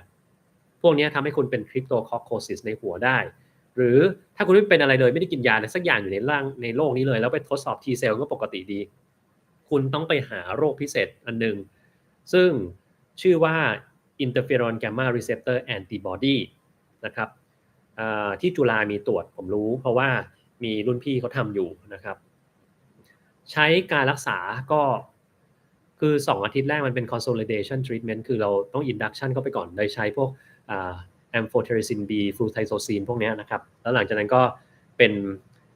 diflucan กินเช้าเย็นก็ส่วนใหญ่ถ้าไม่ได้เป็น HIV เนี่ยจะผมไม่แน่ใจนะตอนนี้ต้องไปถามคุณหมอโรคติดเชื้อแล้วแต่ว่าน่าจะรักษานานหน่อยแบบเป็นเดือนอย่างเงี้ยนะครับในประมาณถ้าให้เดานะน่าจะประมาณ6 สัปดาห์นะครับถึงจะถือว่าปลอดภัยแต่ว่าก็ต้องไปหาเหตุผลเหมือนกันว่าทำไมเป็นนะฮะหมอนรองกระดูกหัวเข่าฉีกนะครับตอนนี้ดีขึ้นแล้วตอนเล่นเวทยังรู้สึกว่าหัวเข่ายังผ่าตัดไม่ปกติหมอมีข้าวกำลังการแนะนำเพื่อให้สร้างกล้ามเนื้อตรงหมอนรองมันต้องสร้างกล้ามเนื้อรอบเข่าครับกล้ามเนื้อตรงขาทุกอย่างต้องเอาหมดแล้วก็ที่สำคัญคือความแข็งแรงของเส้นเอ็นด้านในแล้วก็ด้านนอกนะครับมันจะสามารถสร้างด้วยการที่เรายืนบนอะไรที่มันไม่ค่อยมั่นคงเช่นคุณยืนไปลูกบอลที่มันมีครึ่งวงลองยืนบนนั้นดูนะครับหรือว่าจะยืนขาเดียวก็ได้แต่ว่าหาทูเกาะไว้หน่อยอย่าให้มันล้มนะครับถ้าล้มเดี๋ยวอาจจะบาดเจ็บได้นะครับฟรีดิฟวิ่งทำยังไงให้การหายใจได้นานๆมันต้องฝึกทนต่อคาร์บอนไดออกไซด์ที่เพิ่มขึ้นในร่างกายนะครับมันจะมีตารางฝึกนะคุณไปหาใน Google ก็มันมีตารางฝึกทนนะครับฝึกแพลนทะลุฝึกปวดกล้ามเนื้อไหล่มากก็ไม่แปลกนะครับเคยนอนดึกเป็นประจำจนทำให้เผชิญกับปัญหาเกี่ยวกับกระบวนการที่ความจำสามารถกลับมาเป็นปกติได้เดิมหรือเปล่าได้ครับแต่ก็ต้องทำให้การนอนของเราเป็นปกติซะก่อนนะครับมันถึงจะดีเบบี้ออยล์ค้างเข้าไปในเร็กตัมอันตรายหรือเปล่าก็ไม่ได้อันตรายอะไรครับแจ้งเตือนเพิ่งหลับมาเจอเดี๋ยวนี้อาจจะไปเร็วหน่อยนะครับนายแบบสอนบุคลิกภาพสอนภาษาอังกฤษสอนกำลังกายได้ไม่เอาดีกว่ามันดูประหลาดเกินนะครับผมไม่อยากจะเป็นแบบประเภทไลฟ์โค้ชอะไรพวกนั้นนะครับทานยาระบายโคลนิกระบาดเพกน้ำ3 ลิตรยังถ่ายไม่ออกพรุ่งนี้ต้องไปส่องกล้องทำยังไงดีคือถ้าเรากินโพลีเอทิลีนไกลคอลคุณกินเข้าไป4 ลิตรมากกว่าเนาะโพลีเอทิลีนไกลคอล4 ลิตรมันไม่ออกนี่มันน่าแปลกมากแล้วคุณต้องมีอย่างอื่นแล้วแหละครับถ้าแบบนั้นคุณอาจจะต้องไปทำ hospital prep หมายความว่าหมอแอดมิดเข้าโรงพยาบาลเลยแล้วก็ไปทำด้วยวิธีในโรงพยาบาลให้ถ่ายออกมาให้ได้นะครับอาจจะต้องสวนหรืออะไรก็แล้วแต่นะครับแล้วถึงส่องกล้องได้นะครับวิธีรักษาโรคกระเพาะหน่อยเคยพูดไปแล้วครับถ้าโรคกระเพาะมันเกิดจาก H. pylori ก็ต้องฆ่าเชื้อตัวนี้ทิ้งก่อนแล้วก็กินยาอย่างอื่นต่อนะครับแล้วก็ปรับพฤติกรรมในการกินด้วยเคยทำวิธีเรื่องความจำไปแล้วอยากให้ลงรายละเอียดวิธีการเก็บลองไปฟังดูคลิปพวกนั้นซ้ำอีกรอบหนึ่งน่าจะดีกว่านะครับขอบคุณสำหรับแรงสนับสนุนของคุณลอทรอมอนทาด้วยนะครับขอบคุณมากครับทานเมโทรเท็กเซตต้องระวังอะไรบ้างเช่นแอนติบิโอติกหรือหัตถการที่ทำให้เสียเลือดก็ไม่ได้มีอะไรจริงเมโทรเท็กเซตเป็นยาแบบบ้านๆมากเลยมันไม่ค่อยได้มีอะไรเท่าไหร่นะครับยกเว้นว่าคุณกินไปหลายๆเม็ดนะครับโดยทั่วไป 7.5 มิลลิกรัมเนี่ยก็น่าจะอยู่แล้วถ้าเกิดคุณกิน16 มิลลิกรัมอย่างเงี้ยมีปัญหาได้แล้วครับก็ต้องระวังพวกการติดเชื้อต่างๆนี่แหละอาหารตัวไหนที่ช่วยป้องกันแสงสีฟ้าจากจอคอมไม่มีครับเคยตีโรซี่ไหมครับโอ๊ยประจำผมชอบตีตูดหมาเนี่ยไปมันนอนอยู่ใช่ไหมผมไม่ได้ไปตีตูดปุ๊บมันก็จะตกใจละบางทีมันตกใจมันก็เฉยๆบางทีมันก็จะหันมามองแล้วก็ค้อนๆนึงว่าไอ้นี่ทำอะไรวะอะไรเงี้ยใช่ไหมฮะก็เป็นได้เหมือนกันมีวิธีอ่านหนังสืออย่างไรไม่ให้ส่งผลต่อสายตาบ้างอ่านไปสักประมาณ20 นาทีแล้วคุณก็ไปมองอย่างอื่นหรือหลับตาสักประมาณ20 วินาทีแล้วกลับมาอ่านใหม่ครับวัดความดันกลัวมันสูงตอนกลัวมันก็สูงใช่ครับตอนสงบมันก็ปกติ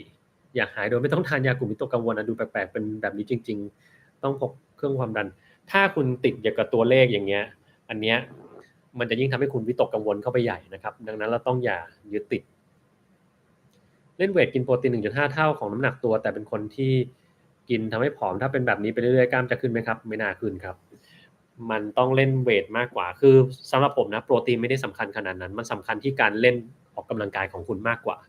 ถ้าคุณมีแรงกระตุ้นจากการออกกำลังกายที่ถูกต้องและมากเพียงพอไอ้อย่างเงี้ยกินโปรตีนถึงจะได้ผลแต่ถ้าเกิดคุณแบบยกธรรมดาแล้วหวังว่าจะกล้ามขึ้นกินโปรตีนให้มันเยอะๆได้ไหมไม่ได้เปลืองโปรตีนเปลืองตังค์นะครับแต่ถ้าเกิดคุณเป็นมหาเศรษฐีแล้วไม่ได้มีโรคตับโรคไตตามสบายเลยครับยินดีนะครับสามารถกินได้เรื่อย ความดันสูง138คุมอาหารหยุดกินยาได้ไหมครับยังไม่ได้เลยครับนี่ยังไม่ถือว่าคุมได้นี่ครับถูกไหมฮะถ้าคุมได้มันต้องโน่นเหลือ110 70แล้วก็แบบเนี้ยแล้วคุณค่อยๆลดยาลงลดแล้วมันคุมได้เหมือนเดิมไหมถ้าคุมได้ก็เลยสุดท้ายก็อาจจะหยุดได้นะครับแต่ถ้าเกิดว่าลดแล้วความดันมันกลับมาเหมือนเดิมเลยอันนี้ก็ไม่ได้นะครับผมจะมารักษาคนที่ประเทศไทยไหมกำลังรักษาอยู่นี่ไงครับผ่านทางยูทูบแล้วก็รักษาได้ทีละเป็นหมื่นคนหรือเป็นแสนด้วยนะครับถ้ามาที่เมืองไทยผมตรวจอย่างมากก็วันละ20เคสก็รักษาได้วันละ20คนน่ะแค่นั้นเลยนะครับแล้วก็ไม่ใช่ทุกคนจะเข้าถึงผมได้นะถูกเปล่าเพราะว่าคุณก็รู้ว่าถ้าผมกลับมาเนี่ยผมไม่อยู่โรงพยาบาลมหาวิทยาลัยแน่นอนเนื่องจากว่างานกับปริมาณชีวิตของผมมันไม่เท่ากันผมก็ต้องไปอยู่โรงพยาบาลเอกชนซึ่งก็หนักพอสมควรแล้วก็เป็นยังไงผมก็ตรวจได้วันหนึ่งก็20คนอาจจะมากกว่านั้นสักนิดหน่อยเท่านั้นเองไม่มีมากกว่านั้นแล้วคุณก็ได้รับการตรวจเพียงแค่20คนซึ่งก็ไม่รู้ว่าคิวจะจองนานแค่ไหนแล้วใครจะได้ตรวจอันนี้ก็ตอบไม่ได้นะครับเปลี่ยน mindset ให้คนไม่อยากออกกำลังกายหันมาออกกำลังกายก็ดีแล้วครับสำหรับผม mindset นี่คือความเท่ผมเห็นคนออกกำลังกายแล้วมันดูเท่ดูมีกล้ามดูหน้าเด็กนะครับดูไม่ค่อยแก่ผมก็เลยอยากทำบ้างนะครับก็ไม่แน่มีคนถามว่าผมกินอาหารเสริมอะไรผมทำยังไงมันถึงเป็นแบบนี้แต่นี้คือผมคิดว่ามันน่าจะเกี่ยวข้องกับพันธุกรรมด้วยส่วนหนึ่งนะครับซึ่งมันเปลี่ยนอะไรไม่ได้นะฮะแล้วก็อีกอันหนึ่งคือผมออกกำลังกายประจำอันนี้บอกเลยออกกำลังกายประจำนะครับอาหารเสริมมีกินไหมมีแต่ไม่กินประจำอย่างมาเนี่ยโปรตีนผมแทบนับวันได้เลยคือไม่ได้กินเวย์สักหลายวันด้วยบางวันก็กินบางวันก็ไม่กินนี่ไม่ได้กินมาสักอาทิตย์หนึ่งแล้วมันเพิ่งจะมากินเมื่อกี้นะครับครีเอทีนเคยกินตอนนี้ก็ไม่ได้กินมาเป็น2เดือนแล้วนะครับ Fish Oil เคยกินนี่ก็ไม่ได้กินมาเดือนกว่า2เดือนแล้วคือไม่มีอาหารเสริมตัวไหนที่ผมกินประจำเอางี้ดีกว่าแต่มีที่ทำประจำคือออกกำลังกายนะครับแล้วก็ไม่เครียดเป็นประจำมีความเครียดปุ๊บโยนทิ้งเลยนะมันจะได้หายไปเร็วๆคนเป็น DVT มี Active Clot หากขึ้นเครื่องบินจะมีอันตรายถึงชีวิตหรือเปล่า Active Clot มีอันตรายถึงชีวิตได้ครับเพราะว่า Active Clot มันอาจจะหลุดตอนไหนก็ได้ไม่มีใครบอกได้ว่ามันจะหลุดหรือมันจะไม่หลุดถ้ามันหลุดก็บายบายนะครับถ้ามันใหญ่ปุ๊บหลุดไปหัวใจก็อาจจะตายได้นะครับแฟนทานซามแรป140วันละ1-4 เม็ดทุกวันจะเป็นอันตรายหรือเปล่าไปดูคลิปเรื่องซามที่ผมทำไว้ครับซามไม่มีคำว่าปลอดภัยมีอันตรายเสมอขึ้นอยู่กับคุณรับได้หรือเปล่าถ้ารับได้กินไปเลยครับถ้ารับไม่ได้ก็ต้องหยุดซะนะครับเพราะมันไม่มีคำว่ากินซามแล้วมันไม่มีผลข้างเคียงนะถ้าใครบอกกินซามแล้วมีผลข้างเคียงเนี่ยคุณโดนหลอกแล้วแหละนะฮะคำเจอก้อนที่คอถ้าไซกิ้งได้2ก้อนก็1เซนติเมตรกังวลหรือเปล่าก็ถ้าเรากังวลเราก็ต้องไปตรวจก่อนว่ามันคืออะไรนะครับ ถ้าคุณมั่นใจว่าคุณคลำได้1เซนติเมตรจริงๆแล้วมันกลิ้งได้จริงๆนะถ้าคุณเชื่อในการตรวจร่างกายของตัวเองเป๊ะเลยนะแล้วมันได้แบบนี้หรือถ้าเกิดมีหมอคนหนึ่งเขาบอกผมว่าเนี่ยเขาคลำได้อย่างเงี้ยวิ่งไปวิ่งมา1เซนติเมตรผมจะบอกไม่ต้องสนใจไม่เป็นไรหรอกแต่ถ้าเกิดคุณไม่ใช่คนที่คลำต่อมน้ำเหลืองเป็นคลำก้อนไม่เป็นผมจะแนะนำว่าคุณควรจะไปตรวจก่อนเพื่อให้ชัวร์นะครับกินน้ำเย็นแล้วมีเสมหะหรือบางคนอยู่เฉยๆก็เป็นอะไรหรือเปล่าไม่ได้เป็นทุกคนนะครับบางคนก็เป็น แต่มันไม่ต้องทำอะไรนะฮะถ้าเรารำคาญเราก็แค่กินน้ำธรรมดาพอวิธีเพิ่มจำนวนไข่ของผู้หญิงนอกจากดูเรื่องอาหารน้ำนอนหลับและออกกำลังกายทำอารมณ์ดีๆมีวิธีเพิ่มอย่างอื่นหรือเปล่าอันนี้ผมไม่แน่ใจนะแต่มันมียาเพิ่มการตกไข่เหมือนกันเช่นโคลมิฟีนอย่างเงี้ยเป็นต้นนะฮะอนาคตไกลๆจะรักษาโรคมะเร็งให้หายขาดทุกระยะได้ไหมครับอืมไม่รู้ว่าไกลแค่ไหนแต่ถ้าถามผมนะคงจะ100 ปีอ่ะ100 ปีเป็นอย่างน้อยอ่ะอย่างน้อยนะไม่ใช่อย่างเยอะนะครับอย่างน้อยถึงจะรักษามะเร็งให้มันหายได้ทุกอย่างนะครับ การเครื่องบินเพิ่มโอกาส Active Clot จะหลุดเข้าไปในปอดถึงแก่ชีวิตไหมครับตัวเครื่องบินเองเนี่ยมันไม่ได้เพิ่มการที่ Active Clot มันจะหลุดหรอกครับแต่มันจะเพิ่มให้ Clot มันใหญ่ขึ้นเพราะมันอยู่นิ่งๆนะครับแล้วก็อยู่บนเครื่องบินมีอย่างหนึ่งซึ่งคุณจะต้องรู้คือเราจะขาดน้ำมากกว่าปกติเหตุผลก็เพราะว่าความกดอากาศในที่สูงมันน้อยนะครับทำให้น้ำในร่างกายระเหยออกข้างนอกได้เร็วแต่คุณจะไม่เห็นเหงื่อมันผุดออกมาแล้วนะครับ น้ำระเหยจากตัวได้ไม่ต้องมีเหงื่อผุดให้คุณเห็นเป็นเม็ดๆมันระเหยไปเลยนะครับดังนั้นคนที่อยู่บนเครื่องบินแล้วดื่มน้ำไม่พอเลือดคุณก็จะมีความเข้มข้นหนืดมากขึ้นคนไหนที่จะเป็นริ่มเลือดง่ายหรือมันก็จะเป็นตอนนั้นแหละนะครับยิ่งคุณไม่เคลื่อนไหวเลือดมันไม่ค่อยเคลื่อนไหวมันก็จะเป็นริ่มเลือดได้ง่ายๆนะครับ หรือคนที่ชอบกินแอลกอฮอล์เข้าไปก็แชมเปญไวน์เลยอย่างเงี้ยพวกนี้แหละก็จะยิ่งขาดน้ำใหญ่เพราะว่าตัวของมันเองพวกแอลกอฮอล์เนี่ยทำให้เราปัสสาวะเยอะนะครับพอปัสสาวะเยอะจะเสียน้ำแล้วเสียน้ำมันไม่ได้เสียแค่ทางเดียวมันมีเสียน้ำจากผิวหนังเราไปด้วยก็ยิ่งขาดน้ำใหญ่เลยในคนพวกนี้นะครับดังนั้นก็ระวังไว้ด้วยนะครับเรฟวิโอทอลช่วยป้องกันอัลไซเมอร์ได้จริงหรือเปล่าไม่น่าจะใช่ครับมะเร็งรักษาหายโดยไม่คีโมได้หรือเปล่ามีในบางคนครับเช่นมะเร็งผิวหนังตัดมันทิ้งก็หายเลยนะฮะมีวิธีในการโยนความเครียดให้ออกได้เร็วๆไหมครับมีครับแต่สำหรับแต่ละคนก็ทำด้วยวิธีที่ไม่เหมือนกันถ้าเกิดว่าใครทำไม่ได้ก็ไปออกกำลังกายเยอะๆจนกระทั่งมันคิดไม่ออกความเครียดมันก็จะหายแต่ถ้าทำได้เป็นคนที่แบบมีความเก่งหน่อยก็อาจจะใช้วิธีในการจินตนาการเช่นจินตนาการว่ามีถังขยะอยู่ใบหนึ่งเรามีความเครียดอยู่ในหัวเราขยำความเครียดเป็นก้อนแล้วก็โยนมันลงไปในถังขยะแล้วก็ปิดซะก็หายเลยหรือบางคนก็ตอนเด็กที่ผมใช้คือจินตนาการเรื่องทีวีเรื่องหนึ่งมันมีอะไรก็ไม่รู้อะทำให้เราวุ่นวายรำคาญใจเราดึงปลั๊กออกเลยทีวีดับเลยทีวีดับปุ๊บหายปั๊บในสิ่งที่เรากำลังไม่ชอบอยู่นะครับ Hypereosinophilic asthma ฉีดยา Benralizumab เกือบปีแล้วฉีดทุก 2-3 เดือนไม่ทราบว่ามีโอกาสหายขาดหรืออยู่ยานี้ไหม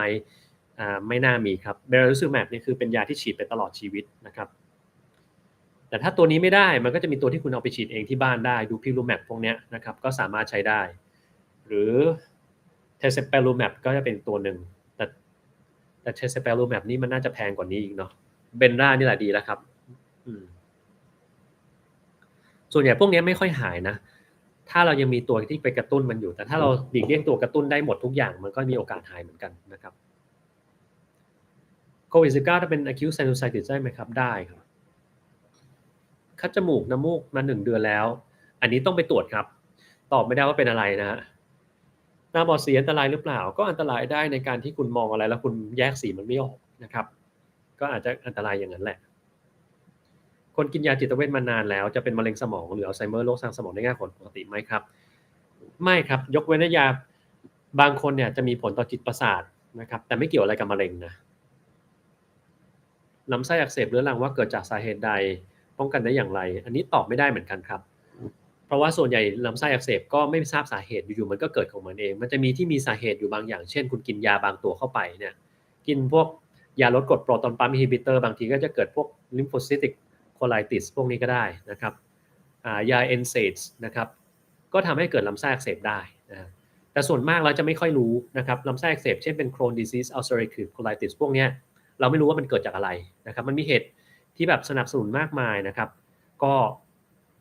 เรายังไม่แน่ใจว่าทำไมถึงเกิดขึ้นนะดังนั้นก็ดวงล้วนๆดวงกับพันธุกรรมล้วนๆนะครับ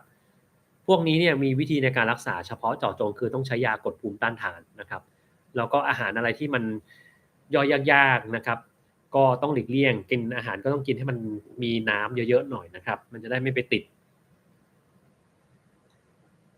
แต่ต้องไปปรึกษาหมอทางเดินอาหารนะเพราะมันไม่ได้แบบอยู่ๆรักษาได้ง่ายๆนะครับของพวกนี้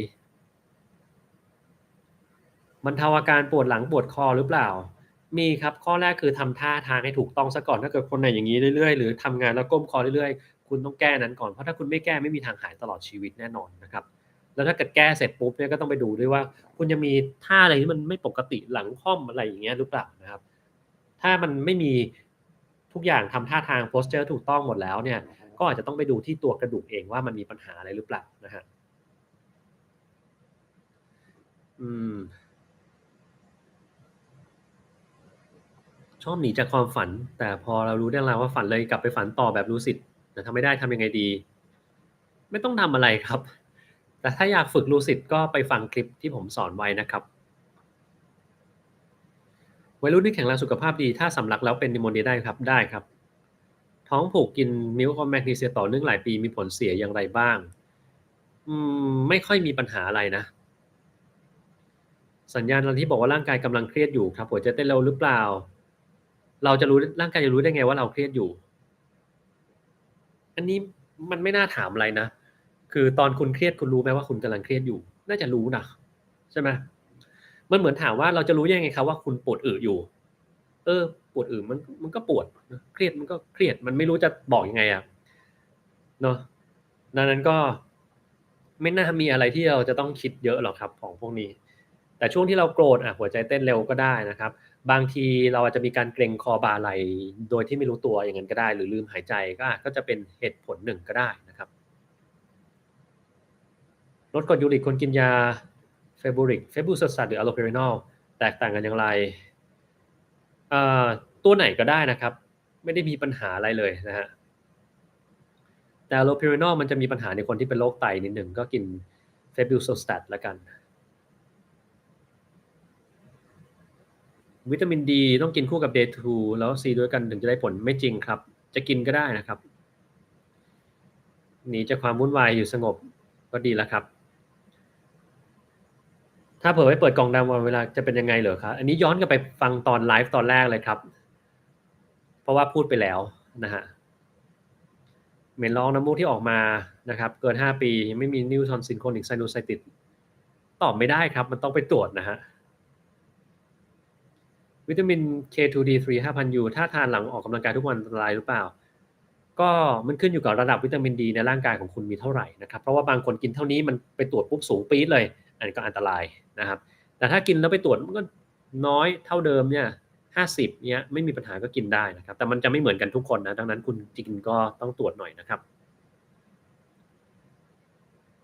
ผักไฮโดรกินทุกวันมีความเสี่ยงไหมก็ไม่ได้มีอะไรครับพยาธิก็ขึ้นอยู่กับคุณทำความสะอาดมันดีแค่ไหนถูกไหมฮะ เนื้องอกมดลูกกดทับกระเพาะปัสสาวะขนาด7 เซนมีโอกาสมีลูกได้หรือเปล่ามีได้แต่ก็มีโอกาสแท้งได้ครับดังนั้นเนี่ยถ้ามัน7 เซนแล้วมันกดเยอะเนี่ยก็อาจจะต้องไปตัดมันออกก่อนนะครับคนที่ตื่นนอนมาแล้วกัดฟันกรามตลอดเลยว่าเครียดหรือเปล่าไม่ครับมันมีโรคอันนึงที่ทำให้กัดฟันในเวลากลางคืนเราเรียกว่า bruxism นะครับซึ่งผมทำคลิปไปแล้วก็ลองไปฟังดูนั้นละกันนะครับถ้าอยากทราบรายละเอียดผมทานอะไรหรือยังผมทานขนมเปี๊ยะไปครับ ขาบวมเนื่องจากโรคไตแก้ไขอย่างไรใช้ยาขับปัสสาวะเลยครับแล้วก็ทำอาหารทานเองอย่าไปซื้อข้างนอกกินแล้วก็ไม่ต้องปรุงใดๆทั้งสิ้นไม่ต้องใส่เกลือไม่ต้องใส่ซอสอะไรทั้งสิ้นเอาจืดๆนี่แหละเกลือน้อยๆนี่แหละมันจะทำให้คุณหายบวมนะครับแล้วอย่าลืมหมั่นเคลื่อนไหวเรื่อยๆด้วยถ้าคุณนั่งอยู่กับที่ห้อยขาเดี๋ยวมันก็จะบวมได้นะครับได้กลิ่นเหม็นบ่อยๆกลิ่นเหม็นไหม้บ่อยๆอันเนี้ย ถ้าในบ้านคุณไม่มีอะไรที่มันไหม้อยู่เลยในแถวๆนั้นไม่มีอะไรไหม้อยู่นะครับต้องไปตรวจกับหมอสมองเพราะว่ามันอาจจะเป็นอาการชักนะครับวิธีชะลอไม่ให้สายตาสั้นมากขึ้นก็อย่าเพ่งอะไรนานๆนะครับ20นาทีหันไปมองอย่างอื่นไกลๆนะครับหรือหลับตาสักประมาณ20นาทีสักประมาณ20วินาทีก็จะช่วยได้นะครับคิดว่าคนเก่งรางวัลโนเบลหรือไอน์สไตน์มีอะไรต่างจากคนปกติไหมมีครับ มีเยอะเลยเพราะว่าเขาจะเป็นคนที่ขบคิดปัญหาอย่างใดอย่างหนึ่งต่อเนื่องนะครับแล้วต้องมีปัญหาที่ตัวเองชอบอยู่หนึ่งเรื่องไม่ใช่กระจายทุกอย่างนะครับมันถึงจะได้นะเราก็ต้องเก่งด้วยแหละแน่ๆนะครับฉีดวัคซีนงูสวัสดมาเข้าวันที่3แต่ข้ามคืนมีตุ่มที่ก้นปะทุอักเสบเหมือนอันนี้ต้องไปตรวจแล้วแหละมันไม่ปกตินะครับมันไม่ควรจะมีอะไรที่มันปะทุขึ้นมานะครับ เมื่อคืนมีเวียนหัวเวลานอนพอตื่นมายังเวียนหัวขึ้นไส้นิดหน่อยพออาการดีขึ้นเป็นอย่างนี้3 ครั้งแล้วอันนี้ต้องไปตรวจเหมือนกันนะครับหมอที่จบจุฬากับ Harvard ต่างกันมากไหมครับในแง่สกิลในด้านการรักษาอืมอันนี้ก็พูดยากเนาะคือที่ Harvard เนี่ยเด็กที่เขาจบมาบอกได้เลยว่าเก่งมากไม่ใช่เก่งธรรมดาด้วยเก่งแบบพระเจ้าอ่ะนะครับส่วนจุฬาเนี่ยก็แล้วแต่ถ้าเป็นท็อปของจุฬาก็เก่งนะครับแต่ถ้าเทียบกันในแง่ของความจำความรู้เนี่ยเด็กจุฬาก็สูสีกับเด็กฮาร์วาร์ดนะแต่สิ่งที่เด็กจุฬาสู้ฮาร์วาร์ดไม่ได้ก็คือความเป็นผู้ใหญ่ความความคิดริเริ่มสร้างสรรค์ในสิ่งใหม่ๆเนี่ยเด็กจุฬายังสู้ไม่ได้นะครับพวกฮาร์วาร์ดพวกนี้นอกเหนือจากเขาเก่งโดยธรรมชาติของเขาแล้วอ่ะ เขายังมีความคิดบางอย่างซึ่งมันก้าวหน้าไปกว่าคนธรรมดาเพราะไม่ฉะนั้นคนที่เก่งอ่ะมันก็ต้องเข้า Harvard ได้ทุกคนไม่ครับคนที่เก่งนี่เข้าอะไรก็ได้หลายที่อื่นก็มีคนเก่งเหมือนเด็ก Harvard แต่เด็ก Harvard มันจะมีความพิเศษอย่างหนึ่งซึ่งเรียกว่าเป็นความรับผิดชอบความต้องการสอนตัวเองความขวนขวายมุ่งหาความรู้ที่มันไม่ได้อยู่ในตำราแล้วก็ไม่ต้องรอให้ครูสอนด้วยเขาจะหาของเขาเองอะนะครับ หายใจทางปากบ่อยๆอันตรายหรือเปล่าผมเคยทำคลิปไปแล้วครับว่าหายใจทางปากมันมีปัญหาอะไรไหมหรือหายใจยังไงให้ถูกต้องก็ลองไปฟังดูแล้วกันนะครับ High Fisher Ratio Oligopeptide ไหมครับไม่รู้จักครับจมูกบานเหมือนได้กลิ่นธูปก็อาจจะมีกลิ่นธูปครับกลับมาปกติทุกอย่างแล้วพิกเซลก็กลับมาปกติก็ดีแล้วครับเสียงที่ใช้ในการแก้ฝันร้ายที่พูดถึงในคลิปเมื่อวานเป็นเสียงแบบไหนเป็นเสียงเปียโนคอร์ดหนึ่งครับแต่อย่างที่บอกไปคุณคิดเอาคอร์ดเองก็ได้ชอบคอร์ดไหนก็เอาคอร์ดนั้นเลยครับเสียงอะไรก็ได้นะครับเป็น Asperger ทำให้ไม่สามารถโฟกัสกับเรื่องใดเรื่องหนึ่งได้มีเทคนิคพอช่วยเหลือได้หรือเปล่าอันนี้ไม่น่ามีนะครับจริงๆ Asperger นี่มันน่าจะโฟกัสกับเรื่องที่ตัวเองชอบมากๆได้สักหนึ่งเรื่องเนาะต้องหาสักหนึ่งเรื่องที่มันมีความชอบมากอย่างก็มีญาติผมคนหนึ่งเป็น Asperger เหมือนกันแล้วก็เด็กๆอารมณ์ร้ายอยู่ในห้องก็ไม่เรียนวันหนึ่งเนี่ยพาไปตีกอล์ฟแล้วก็รู้สึกว่าชอบมากเลยบ้ามากๆเลยก็เล่นจนกระทั่งเก่งเลยเป็นนักกีฬาไปเลยก็มีนะครับอยากให้อธิบายโทษของคลอรีนไดออกไซด์ CDS ให้ฟังคลอรีนไดออกไซด์เนี่ยมันก็คือน้ำยาล้างส้วมล้างห้องน้ำนะครับมันเอาไว้ฆ่าเชื้อได้เหมือนกันแต่ว่ามันก็ไว้ฆ่าเชื้อในส้วมในห้องน้ำพวกนี้ดังนั้นมันจะมีความแรงมากเวลามันเข้าไปสู่ร่างกายของคนเราเนี่ยมันก็จะทำให้เกิดการกัดพวกเยื่อเมือกเยื่อต่างๆในกระเพาะของเราดังนั้นบางคนที่กินเข้าไปจะมีอาการคลื่นไส้อาเจียนซึ่งสาวก CDS เนี่ยจะชอบแถบอกว่านั่นคือการที่มันขับพิษออกมาก็ขับอะไรอ่ะมันเหมือนคุณกินน้ำกรดเข้าไปแล้วท้องมันแสบร้อนแล้วก็อ้วกออกมาคือมันกรดมันไปขับพิษคุณเหรอนะฮะก็ไม่ใช่นะครับ แต่แน่นอนคนที่เขาเชื่อใน CDS ก็บอกโอ้เนี่ยคนนั้นกินก็ดีขึ้นคนนั้นกินแล้วเบาหวานหายคนนี้กินแล้วมะเร็งมันละลายหายไปเลยคนนี้กินแล้วดีโน่นนี้นี่อันนี้มโนไปเองเท่านั้นนะครับไม่ได้เกี่ยวอะไรกับ CDS เลยนะครับแล้ว CDS เนี่ยมันทำให้ลำไส้ทะลุมาแล้วนะครับผมเคยเอาคลิปมาให้ดูแล้วสำลัก CDS เข้าปอดอักเสบกว่าเดิมอีกนะครับก็ต้องระวังนะไปคุยกับหมอเพลทแคร์เกี่ยวกับพ่อที่โรคไตวายระยะสุดท้ายอันนี้ก็เป็นกำลังใจให้นะครับแต่ทำถูกแล้วละครับนะ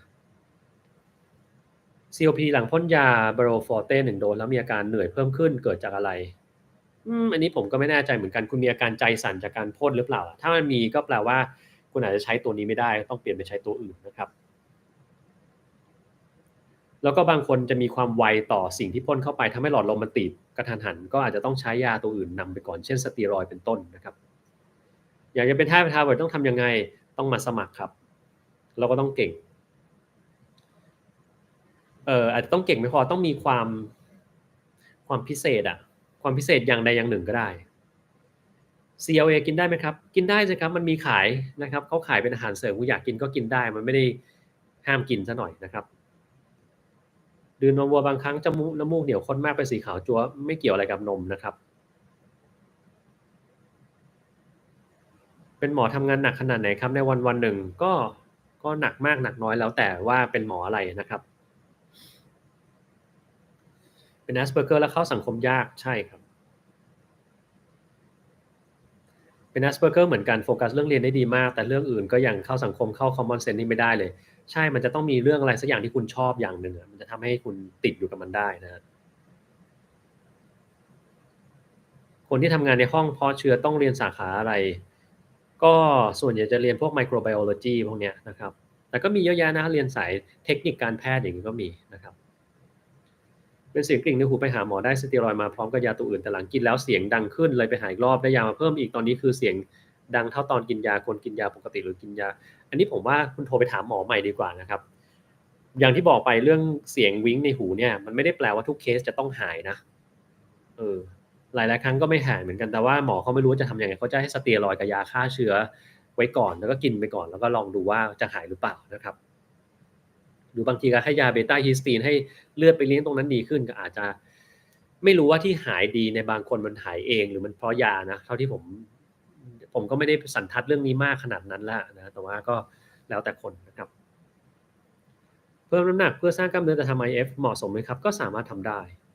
ผู้ติดอาร์มีวิธีแก้ไขไหมครับมีครับตรงนี้ต้องไปเจอ speech therapist นะครับเขาจะมีวิธีในการสอนนะครับแต่ผมทำไม่เป็นนะต้องถามเขาออกกำลังกายการดึกสามารถลดความอ้วนได้หรือเปล่า ก็ไม่น่าจะเกี่ยวกับออกตอนไหนไม่ให้ออกตอนไหนนะครับมันขึ้นอยู่กับว่าคุ คุณควบคุมการกินได้ดีแค่ไหนมากกว่านะครับ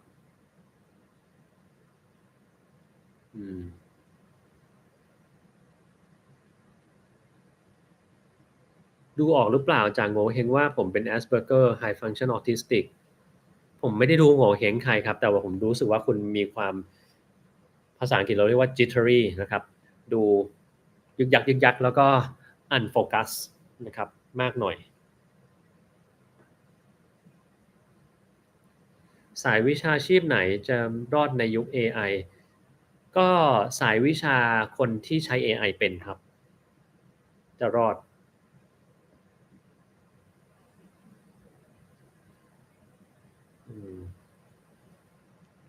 นอนกัดฟันอันตรายหรือเปล่าอันตรายได้ครับฟันมันสึกได้นะฟันสึกได้แล้วมันเสียงกรอดกรอดมันก็จะเข้าไปที่หูคนก็เสื่อมได้เหมือนกันนะครับแล้วก็อาจจะมีโรคอื่นที่ทำให้กัดฟันได้นะฮะดังนั้นก็ไปฟังคลิปเรื่องการนอนกัดฟันที่ผมเคยทำไปแล้วเนาะสีฟ้าช่วยลดความอยากอาหารจริงหรือมันก็อาจจะจริงในบางคนนะครับแต่สำหรับผมสีฟ้าผมชอบมากเลยนะ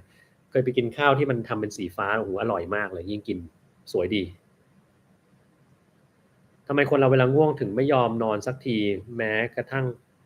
คนถาม เพราะว่ามันอยากทำอะไรสักอย่างหนึ่ง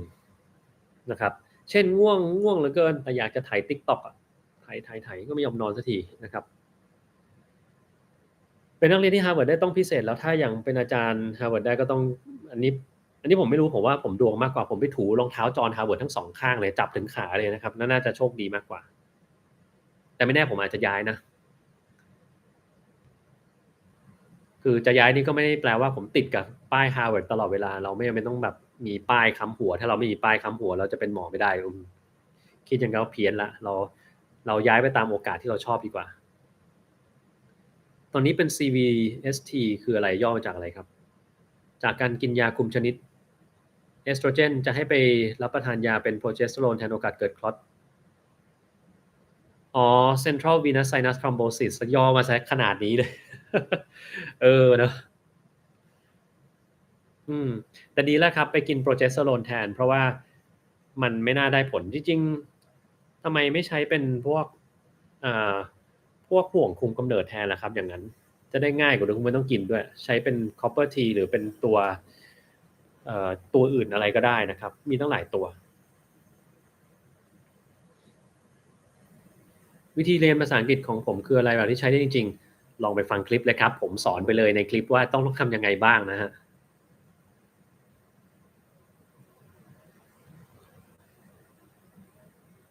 ผมชอบอยู่อเมริกาหรือเปล่าก็ชอบบ้างไม่ชอบบ้างครับที่เมตาคริตคุณ50มีความเสี่ยงอะไรบ้างมีความเสี่ยงที่จะเกิดอะไรสักอย่างไปอุดตันในเส้นเลือดครับอันนี้ต้องไปทำเฟลโบโตมีนะคือระบายเลือดออกนะครับแล้วอย่าลืมไปหาโรคเหล็กเกินฮีโมโครมาโทซิสด้วยนะครับกับโรคโพลีไซเทเมียวีรานะถ้าไม่รู้มันคืออะไรคุณกลับไปถามหมอคุณเลยครับนะต้องถามนะจะได้รู้ การแสดงแบบไหนบ้างที่ควรไปทำ sleep test นอนเพียงพอแล้วยังง่วงอยู่นะครับตื่นมาก็ปวดหัวสมาธิระหว่างวันไม่มีนอนกรนหยุดหายใจชัดเจนในเวลาที่เรานอนแล้วเพื่อนไม่อยากนอนด้วยเพราะว่าเสียงมันดังเหลือเกินนะครับตื่นมาปัสสาวะกลางคืนบ่อยๆหรือบางทีมีโรคอ้วนที่มันไม่ลดสักทีนะครับความดันสูงที่คุมยากๆกินยา3-4ตัวก็ยังคุมไม่ได้นะครับคนที่เป็นเบาหวานอย่างเงี้ยนะครับควรจะต้องไปตรวจซะนะครับ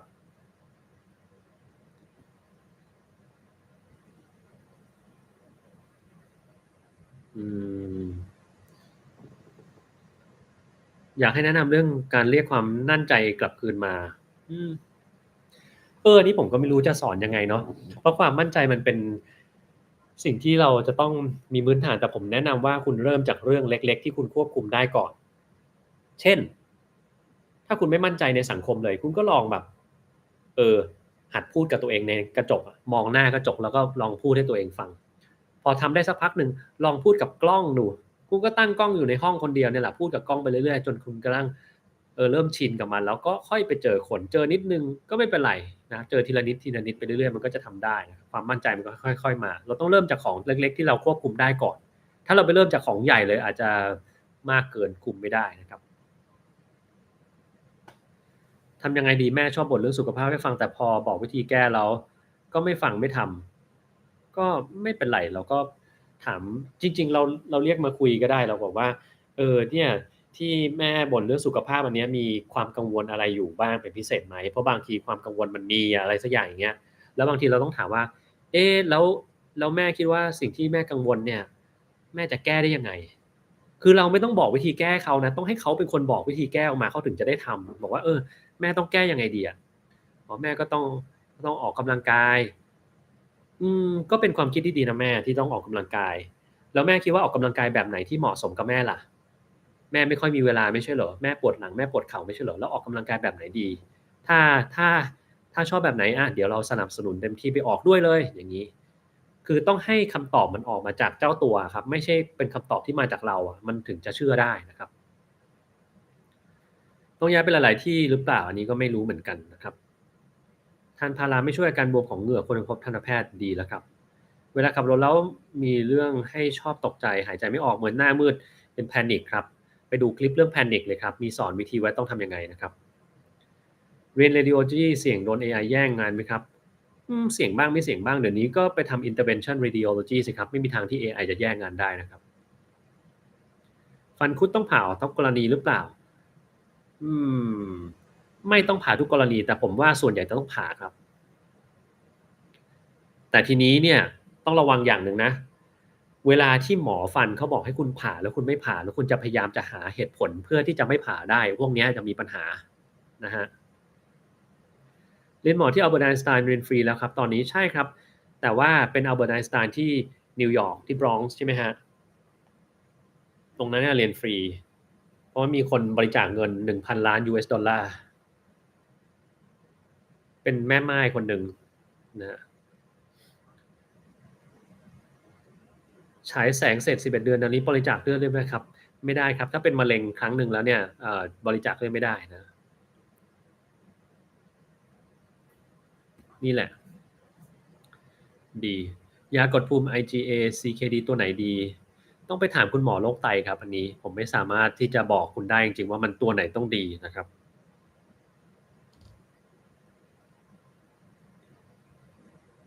เจเจสงสัยต้องได้คุยกันเพิ่มแล้วทำไมรู้สึกบุคลิกมันดู extrovert มากกว่าอินไม่คิดว่าจะมีคนผมว่าคุณอาร์กับคุณเจเจเหมือนกันนั่นแหละนะครับคุยกันเองก็ได้นะครับน่าจะเป็นคู่บัดดี้ที่เออเนาะมีอะไรที่มีส่วนเหมือนกันเยอะน่าจะสนุกนะครับสองคนนี้ก็ชอบออกกำลังกายเหมือนกัน ไม่แน่ปีหน้าอาจจะทำแบบ one finger pull up ได้ก็ได้นะครับอืมอันนี้อะไรมะเร็งบางอย่างที่ไม่สามารถตรวจได้ตั้งแต่ต้นๆได้ก็ต้องทำใจส่วนหนึ่งใช่ไหมครับใช่ครับถ้าหมอไม่ได้เลือกเรียนโรคปอดอยากเรียนเป็นหมออะไรครับผมก็ไม่รู้เหมือนกันเนาะมีอยู่ช่วงหนึ่งผมอยากจะเป็นหมอผ่าตัดหัวใจอยู่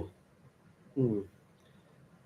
ตอนนั้นอยากเป็นมากแล้วก็ไปหาอาจารย์เพื่อที่จะไปเข้าร่วมงานสัมมนานะครับแล้วอาจารย์ก็ถามว่าอยากจะเป็นหมอผ่าตัดหัวใจไปทำไม เราก็แบบตอนนั้นเนี่ยในหัวไม่ได้คิดอยากจะเป็นแบบทำไมนะแต่อยากจะไปคอนเฟอเรนซ์เนี่ยเพื่อที่จะรู้ว่าเขาทำอะไรกันในคอนเฟอเรนซ์พออาจารย์ถามมาอย่างนั้นรู้สึกว่าเดี๋ยวนะนี่เรามาคุยกับอาจารย์เพื่อที่เราจะได้ไปคอนเฟอเรนซ์เราจะได้รู้ว่าเขาทำอะไรกันแต่เรายังไม่รู้หรอกว่าหมอหัวใจเขาทำอะไรกันถึงอยากจะไปดูเนี่ยเห็นว่าน่าสนุกพออาจารย์พูดมาแบบนั้นรู้สึกไม่น่าใช่แล้วมันก็เลยแบบสละสิทธิ์ให้เพื่อนไปแทนแล้วกันหลังจากนั้นก็เลยไม่สนใจอีกเลยนะครับ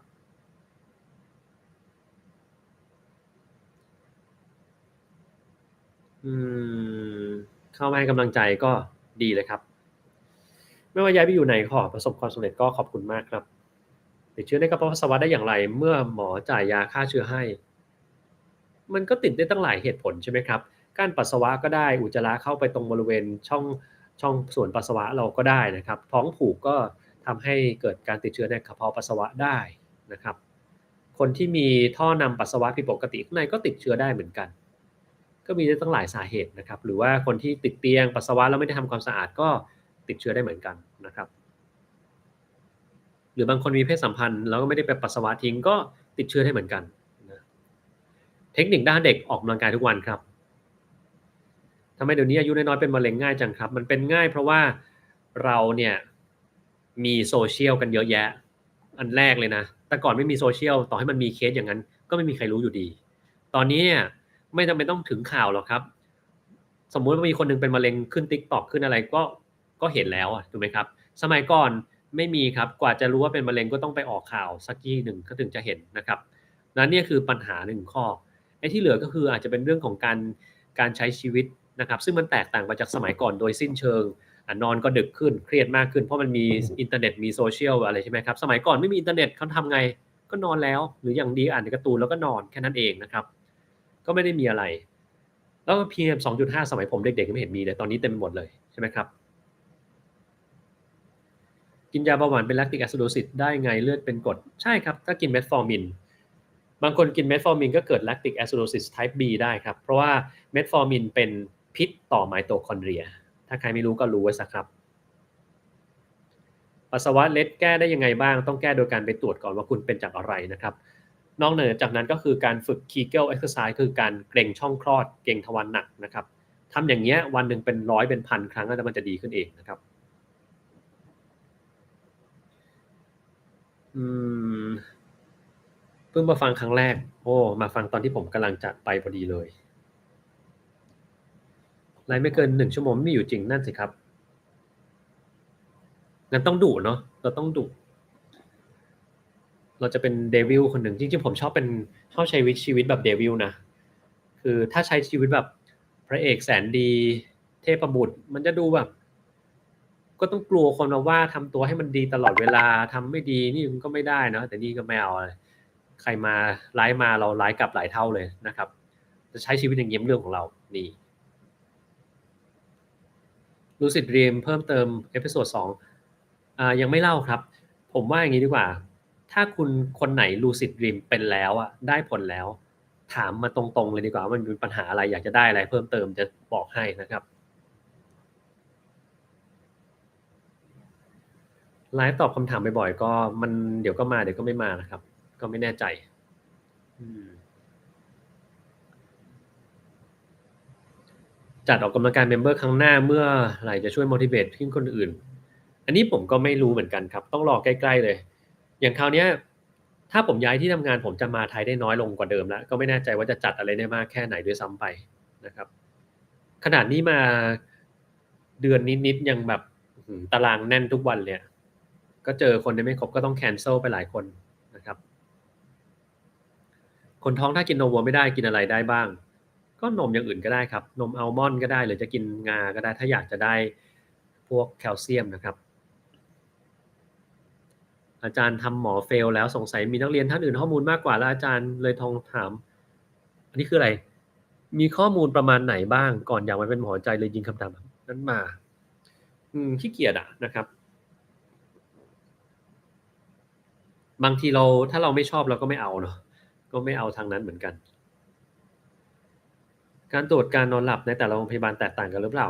แต่ละวันจังหวัดคุณภาพเหมือนในกรุงเทพไหมก็มักจะเหมือนครับมักจะเหมือนไม่ได้มีอะไรที่มันทำลำบากยากเย็นนะครับ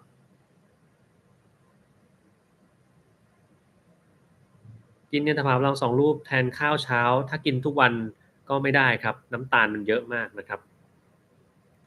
กินวิตามินซีบีซิงค์ทุกวันได้ไหมครับต้องพักหรือเปล่ามักจะได้แต่ลองไปฟังต้นไลฟ์ผมละกันเพราะว่าตอนนี้มันมีงานวิจัยซึ่งออกมาเกี่ยวข้องกับวิตามิน B3 NAD+ NR NMN เนี่ยถ้าคุณกินแล้วมันมีเยอะในร่างกายนะมันทำให้เกิดสารพิษขึ้นมาตัวหนึ่งซึ่งจะทำให้เกิดหลอดเลือดอักเสบแล้วก็เสี่ยงต่อการเป็นโรคหลอดเลือดสมองเป็น stroke แล้วก็เป็นโรคหลอดเลือดหัวใจกับหลอดเลือดส่วนปลายนะครับนี้บอกว่า 25 years old with diabetes type 1 and being injected ฮะเดี๋ยวเนี่ยอันนี้อาจจะใช้ภาษาไม่ถูกต้องแต่ว่าเดี๋ยวเราแปลให้ฟังแล้วกันคือตอนนี้กำลังใช้อินซูลินอยู่ใช้มา5 เดือนแล้วน้ำหนักขึ้นทำยังไงที่จะให้น้ำหนักมันลงมาอินซูลินเนี่ยต้องบอกก่อนมันเพิ่มน้ำหนักแน่นอนนะครับดังนั้นถ้าเกิดคุณอยากจะฉีดอินซูลินให้มันน้อยลงก็ต้องเปลี่ยนอาหารการกินให้มันเป็นอย่างอื่นซะมากกว่าเช่นไขมันตัวดีแล้วก็ลดปริมาณคาร์โบไฮเดรตลงคาร์โบไฮเดรตถ้าจะกินก็ต้องเป็นคาร์โบไฮเดรตเชิงซ้อนไม่ใช่คาร์โบไฮเดรตที่เป็นน้ำตาลพวกนี้นะครับ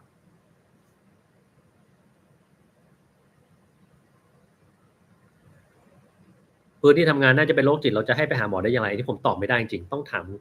คุณหมอทางด้านจิตเวชเลยนะครับผมไม่มีวิธีที่จะทำให้เขาไปเพราะว่าหลายๆคนเราบอกให้เขาไปเขาก็ไม่ไปอยู่ดีนะครับต่อให้เราเป็นห่วงไงเขาก็ไม่ไปยกเว้นว่าเขาจะเชื่อใจเรามากๆนะครับ คือเวลาเขามาปรึกษาอะไรเราอะเราไม่ตัดสินเขาแล้วเราก็ไม่ให้คำตอบที่แบบเขาคิดอยู่แล้วว่าจะต้องได้ยินนะครับเมื่อไหร่ก็แล้วแต่ที่เขามาปรึกษาเราแล้วเราบอกเฮ้ยทำอย่างงั้นทำอย่างงี้สิเขาก็คิดในหัวเลยเฮ้ยก็คำตอบได้อย่างเงี้ยมันก็ได้ยินประจำอยู่แล้วอะถามใครก็ตอบอย่างเงี้ยแล้วอย่างเงี้ยเขาจะอยากไปหาหมอไหมก็ไม่อยากอยู่แล้วนะครับเราเป็นที่พึ่งทางใจให้เขาเราไปนั่งฟังเฉยๆให้เพื่อนมีอะไรเล่ามาเราก็เล่าแล้วก็ฟังว่ะเออเราเข้าใจแกนะมันดูลำบากจริงน่าเห็นใจจริงแต่ตรงเนี้ยแกลองเอางี้ไหมคือเราก็ไม่รู้จะช่วยไงเราไม่เก่งด้านซัปพอร์ตจิตใจแต่เรารู้สึกว่าเราสามารถหาหมอจิตเวชเก่งๆได้อะเดี๋ยวเราไปเป็นเพื่อนอย่างเงี้ยอาจจะพอได้หน่อยนะ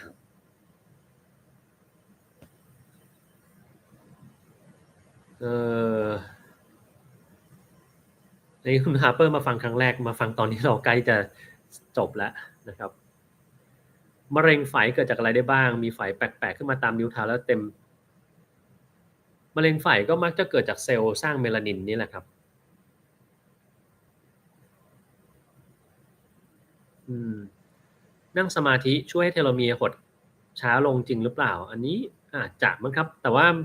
ไม่ได้มีงานวิจัยอะไรที่มันบอกว่าการนั่งสมาธิทำให้เทโลเมียร์หดช้าลงนะดังนั้นผมก็ไม่ทราบเหมือนกันเห็นฝรั่งโพสต์คลิปบอกว่าข้อดีมีการวิจัยรองรับคือผมคิดว่าไม่เกี่ยวอะไรหรอกครับแต่ว่านั่งสมาธิมันดีอยู่แล้วอะคือเราไม่ต้องหาอะไรมาพิสูจน์ก็ได้อะคือของมันจะดีมันต้องดีแน่ๆอยู่แล้วนั่งสมาธิถ้าใครนั่งได้ดีๆมันไม่มันดีถูกไหมฮะอืม ทำ Sleep Test ผลเฉลี่ยหยุดหายใจ12ครั้งต่อ1ชั่วโมงควรปฏิบัติตัวอย่างไรตามที่หมอเขาแนะนำเลยครับถ้าอาการเราเยอะเนี่ยผมแนะนำใช้ CPAP ไปเลยนะครับจะดีที่สุดคนสูบบุหรี่ที่เลิกได้แล้วพอนะที่จะฟื้นฟูระบบหายใจไหมครับออกกำลังกายทุกวันเลยครับจะช่วยได้แล้วก็อย่าไปอยู่ในสังคมที่เขามีฝุ่นเยอะๆสูบบุหรี่อะไรอย่างเงี้ยไม่ต้องเข้าไปใกล้เขาเลยเพราะมันจะทำให้สูบเพิ่มขึ้นนะครับอืม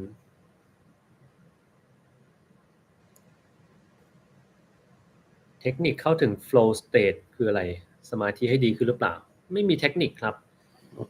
ผมนี่ไม่ได้ใช้เทคนิคอะไรเลยนะมันก็นั่งแล้วมีจิตใจจดจ่ออยู่กับสิ่งใดสิ่งหนึ่งให้มันมากเท่านั้นเองนะครับคุณจะใช้วิธีอะไรก็ได้ที่มันเข้ากับตัวคุณนะสำหรับผมใช้วิธีในการสังเกตสิ่งต่างๆเช่นความรู้สึกของตัวนั่งอยู่ตรงไหนผิวสัมผัสมันเป็นยังไงอุณหภูมิเป็นยังไงลมเป่ามาทิศไหนได้กลิ่นอะไรหรือเปล่านะครับได้ยินเสียงอะไรมีเสียงอะไรอยู่บ้างรอบๆตัวนะครับ สิ่งที่เราเห็นนี่คืออะไรต้นไม้มันใบลักษณะเป็นยังไงมีกี่ใบมีกี่กิ่งอะไรอย่างเงี้ยใช้การสังเกตให้สมาธิมันนิ่งอยู่กับอะไรสักอย่างหนึ่งนะครับแต่ถ้าเกิดคนอื่นจะใช้วิธีอื่นก็แล้วแต่นะครับไอ้บาสหลังออกกำลังกายดีหรือเปล่าก็ได้ครับไม่ได้มีข้อเสียอะไรแต่ถ้าเป็นผมจะไม่ทำหลังออกกำลังกายนะผมจะไปทำตอนนานๆแล้วอ่ะค่อยทำเพลง binaural ไม่ใช่ bilateral music ครับมันน่าจะชื่อ binaural music มากกว่า alpha wave ได้ผลจริงในทางการแพทย์หรือเปล่า แล้วแต่คนมันไม่ได้ผลดีทุกคนหรอกครับบางคนใส่แล้วก็รำคาญนอนแล้วไม่ชอบอีกนะครับบางคนก็ชอบนะก็ต้องลองดูเข่าดังก๊อกแก๊กแก้ยังไงดีหรือเข่าหลวมส่วนใหญ่พวกนี้มันเป็นพวกเส้นเอ็นอะไรพวกนี้ที่มันไม่ไม่สามารถเกร็งตัวได้ดีก็ต้องไปออกกำลังกายเนี่ยช่วยได้ดีที่สุดนี่แหละนะครับปีหน้ามีงาน meeting member หรือเปล่าอันนี้จะพยายามให้มีแต่ผมไม่แน่ใจเพราะว่า ถ้าเปลี่ยนที่ทำงานใหม่มันก็ลาได้น้อยลงแล้วก็วันลาที่จะลาเมื่อไหร่ก็ยังไม่แน่ใจเหมือนกันจะลามาช่วงไหนของปีก็ไม่รู้เหมือนกันนะครับไม่สามารถตอบอะไรได้เลยนะครับแทนจะไปปีนเขาออกกำลังกายฝึกกล้ามเนื้อขาอย่างไรบ้างก็ไม่มีอะไรพิเศษครับฝึกตามปกติของเรานี่แหละใช้เครื่องแมชชีนอะไรพวกนี้ก็ได้หรือถ้าก่อนออกกำลังกายขาก็ช่วยได้นะครับอะโกเมลานทีนทานมา6 ปีแล้วตอนนี้ยังวัยรุ่นนะครับมีผลข้างเคียงมากหรือเปล่าตัวนี้ผมไม่มีความเชี่ยวชาญเลยครับเพราะว่าที่อเมริกาไม่มีอะโกเมลานทีนมันมีที่เมืองไทยนี่แหละหมอจิตเวชที่ใช้ชอบใช้ดังนั้นก็ลองถามคุณหมอที่คุณรักษาดูนะครับจินตนาการกลิ่นได้จินตนาการอะไรก็ได้ครับเทคนิคอะไรไม่มีครับมันขึ้นอยู่กับสมาธิคุณแน่แค่ไหนนะครับก็จะสามารถทำได้วันนี้หลายอย่างนะครับก็ทำให้น้อยลงแล้วกัน นั่งสมาธิเมื่อยแบบเมื่อยมาทั้งวันแล้วขอเปลี่ยนเป็นนอนสมาธิได้ดีกว่าก็ดีแหละครับ ออกกำลังกายแบบไหนเหมาะกับคนที่มีปัญหาข้อเข่าเสื่อมก็ได้ทุกแบบที่มันไม่มีการกระแทกลงไปที่เข่านะครับลดน้ำหนักที่ดีที่สุดคืออะไรครับคุมอาหารครับกินมื้อหิวหรือกินมื้อละครั้งดีจริงหรือเปล่าก็อาจจะดีจริงไม่ดีจริงก็ได้มันขึ้นอยู่กับคุณกินอะไรเข้าไปเช่นถ้าเกิดคุณกินมื้อหิวแล้วคุณกินโดนัทหรือคุณกินมื้อละครั้งก็กินโดนัทอีกเหมือนกันอันนี้ก็ไม่ดีถูกไหมครับก็ขึ้นอยู่กับคุณกินอะไรด้วยนะฮะ เราเลิกเสพอันตรายถึงชีวิตไหมครับอันตรายถึงชีวิตได้เลยนะครับแล้วมีโอกาสหายไหมก็มีเหมือนกันแล้วก็มีโอกาสที่มันไม่หายเหมือนกันนะครับโอเควันนี้ผมจะไลฟ์เพียงเท่านี้แล้วแหละครับเดี๋ยวต้องไปแล้วยังไงก็นอนหลับฝันดีนะครับวันศุกร์จะเล่นอะไรก็เล่นต่อแล้วกันคืนนี้ก็นั่งคุยโน่นคุยนี่ไปเรื่อยๆแล้วกันนะครับวันนี้เราจะมาเพียงเท่านี้แล้วเดี๋ยวคราวหน้าก็ไม่รู้จะกลับมาไลฟ์อีกเมื่อไหร่นะครับโอเคฝันดีสนุกนะครับ บายบายส่วนคนที่ชอบส่งผลเลือดมาให้ผมอ่านเนี่ยก็อ่านได้ด้วยตัวเองครับผมเคยทำคลิปไปแล้วว่าคนไหนสูงแค่ไหนต้องทำยังไงบ้างนะครับแล้วก็ต้องรักษายังไงเคยบอกไปแล้วครับต้องลองย้อนกลับไปดูคลิปพวกนั้นดูนะครับโอเควันนี้เท่านี้ครับขอบคุณมากครับสวัสดีครับ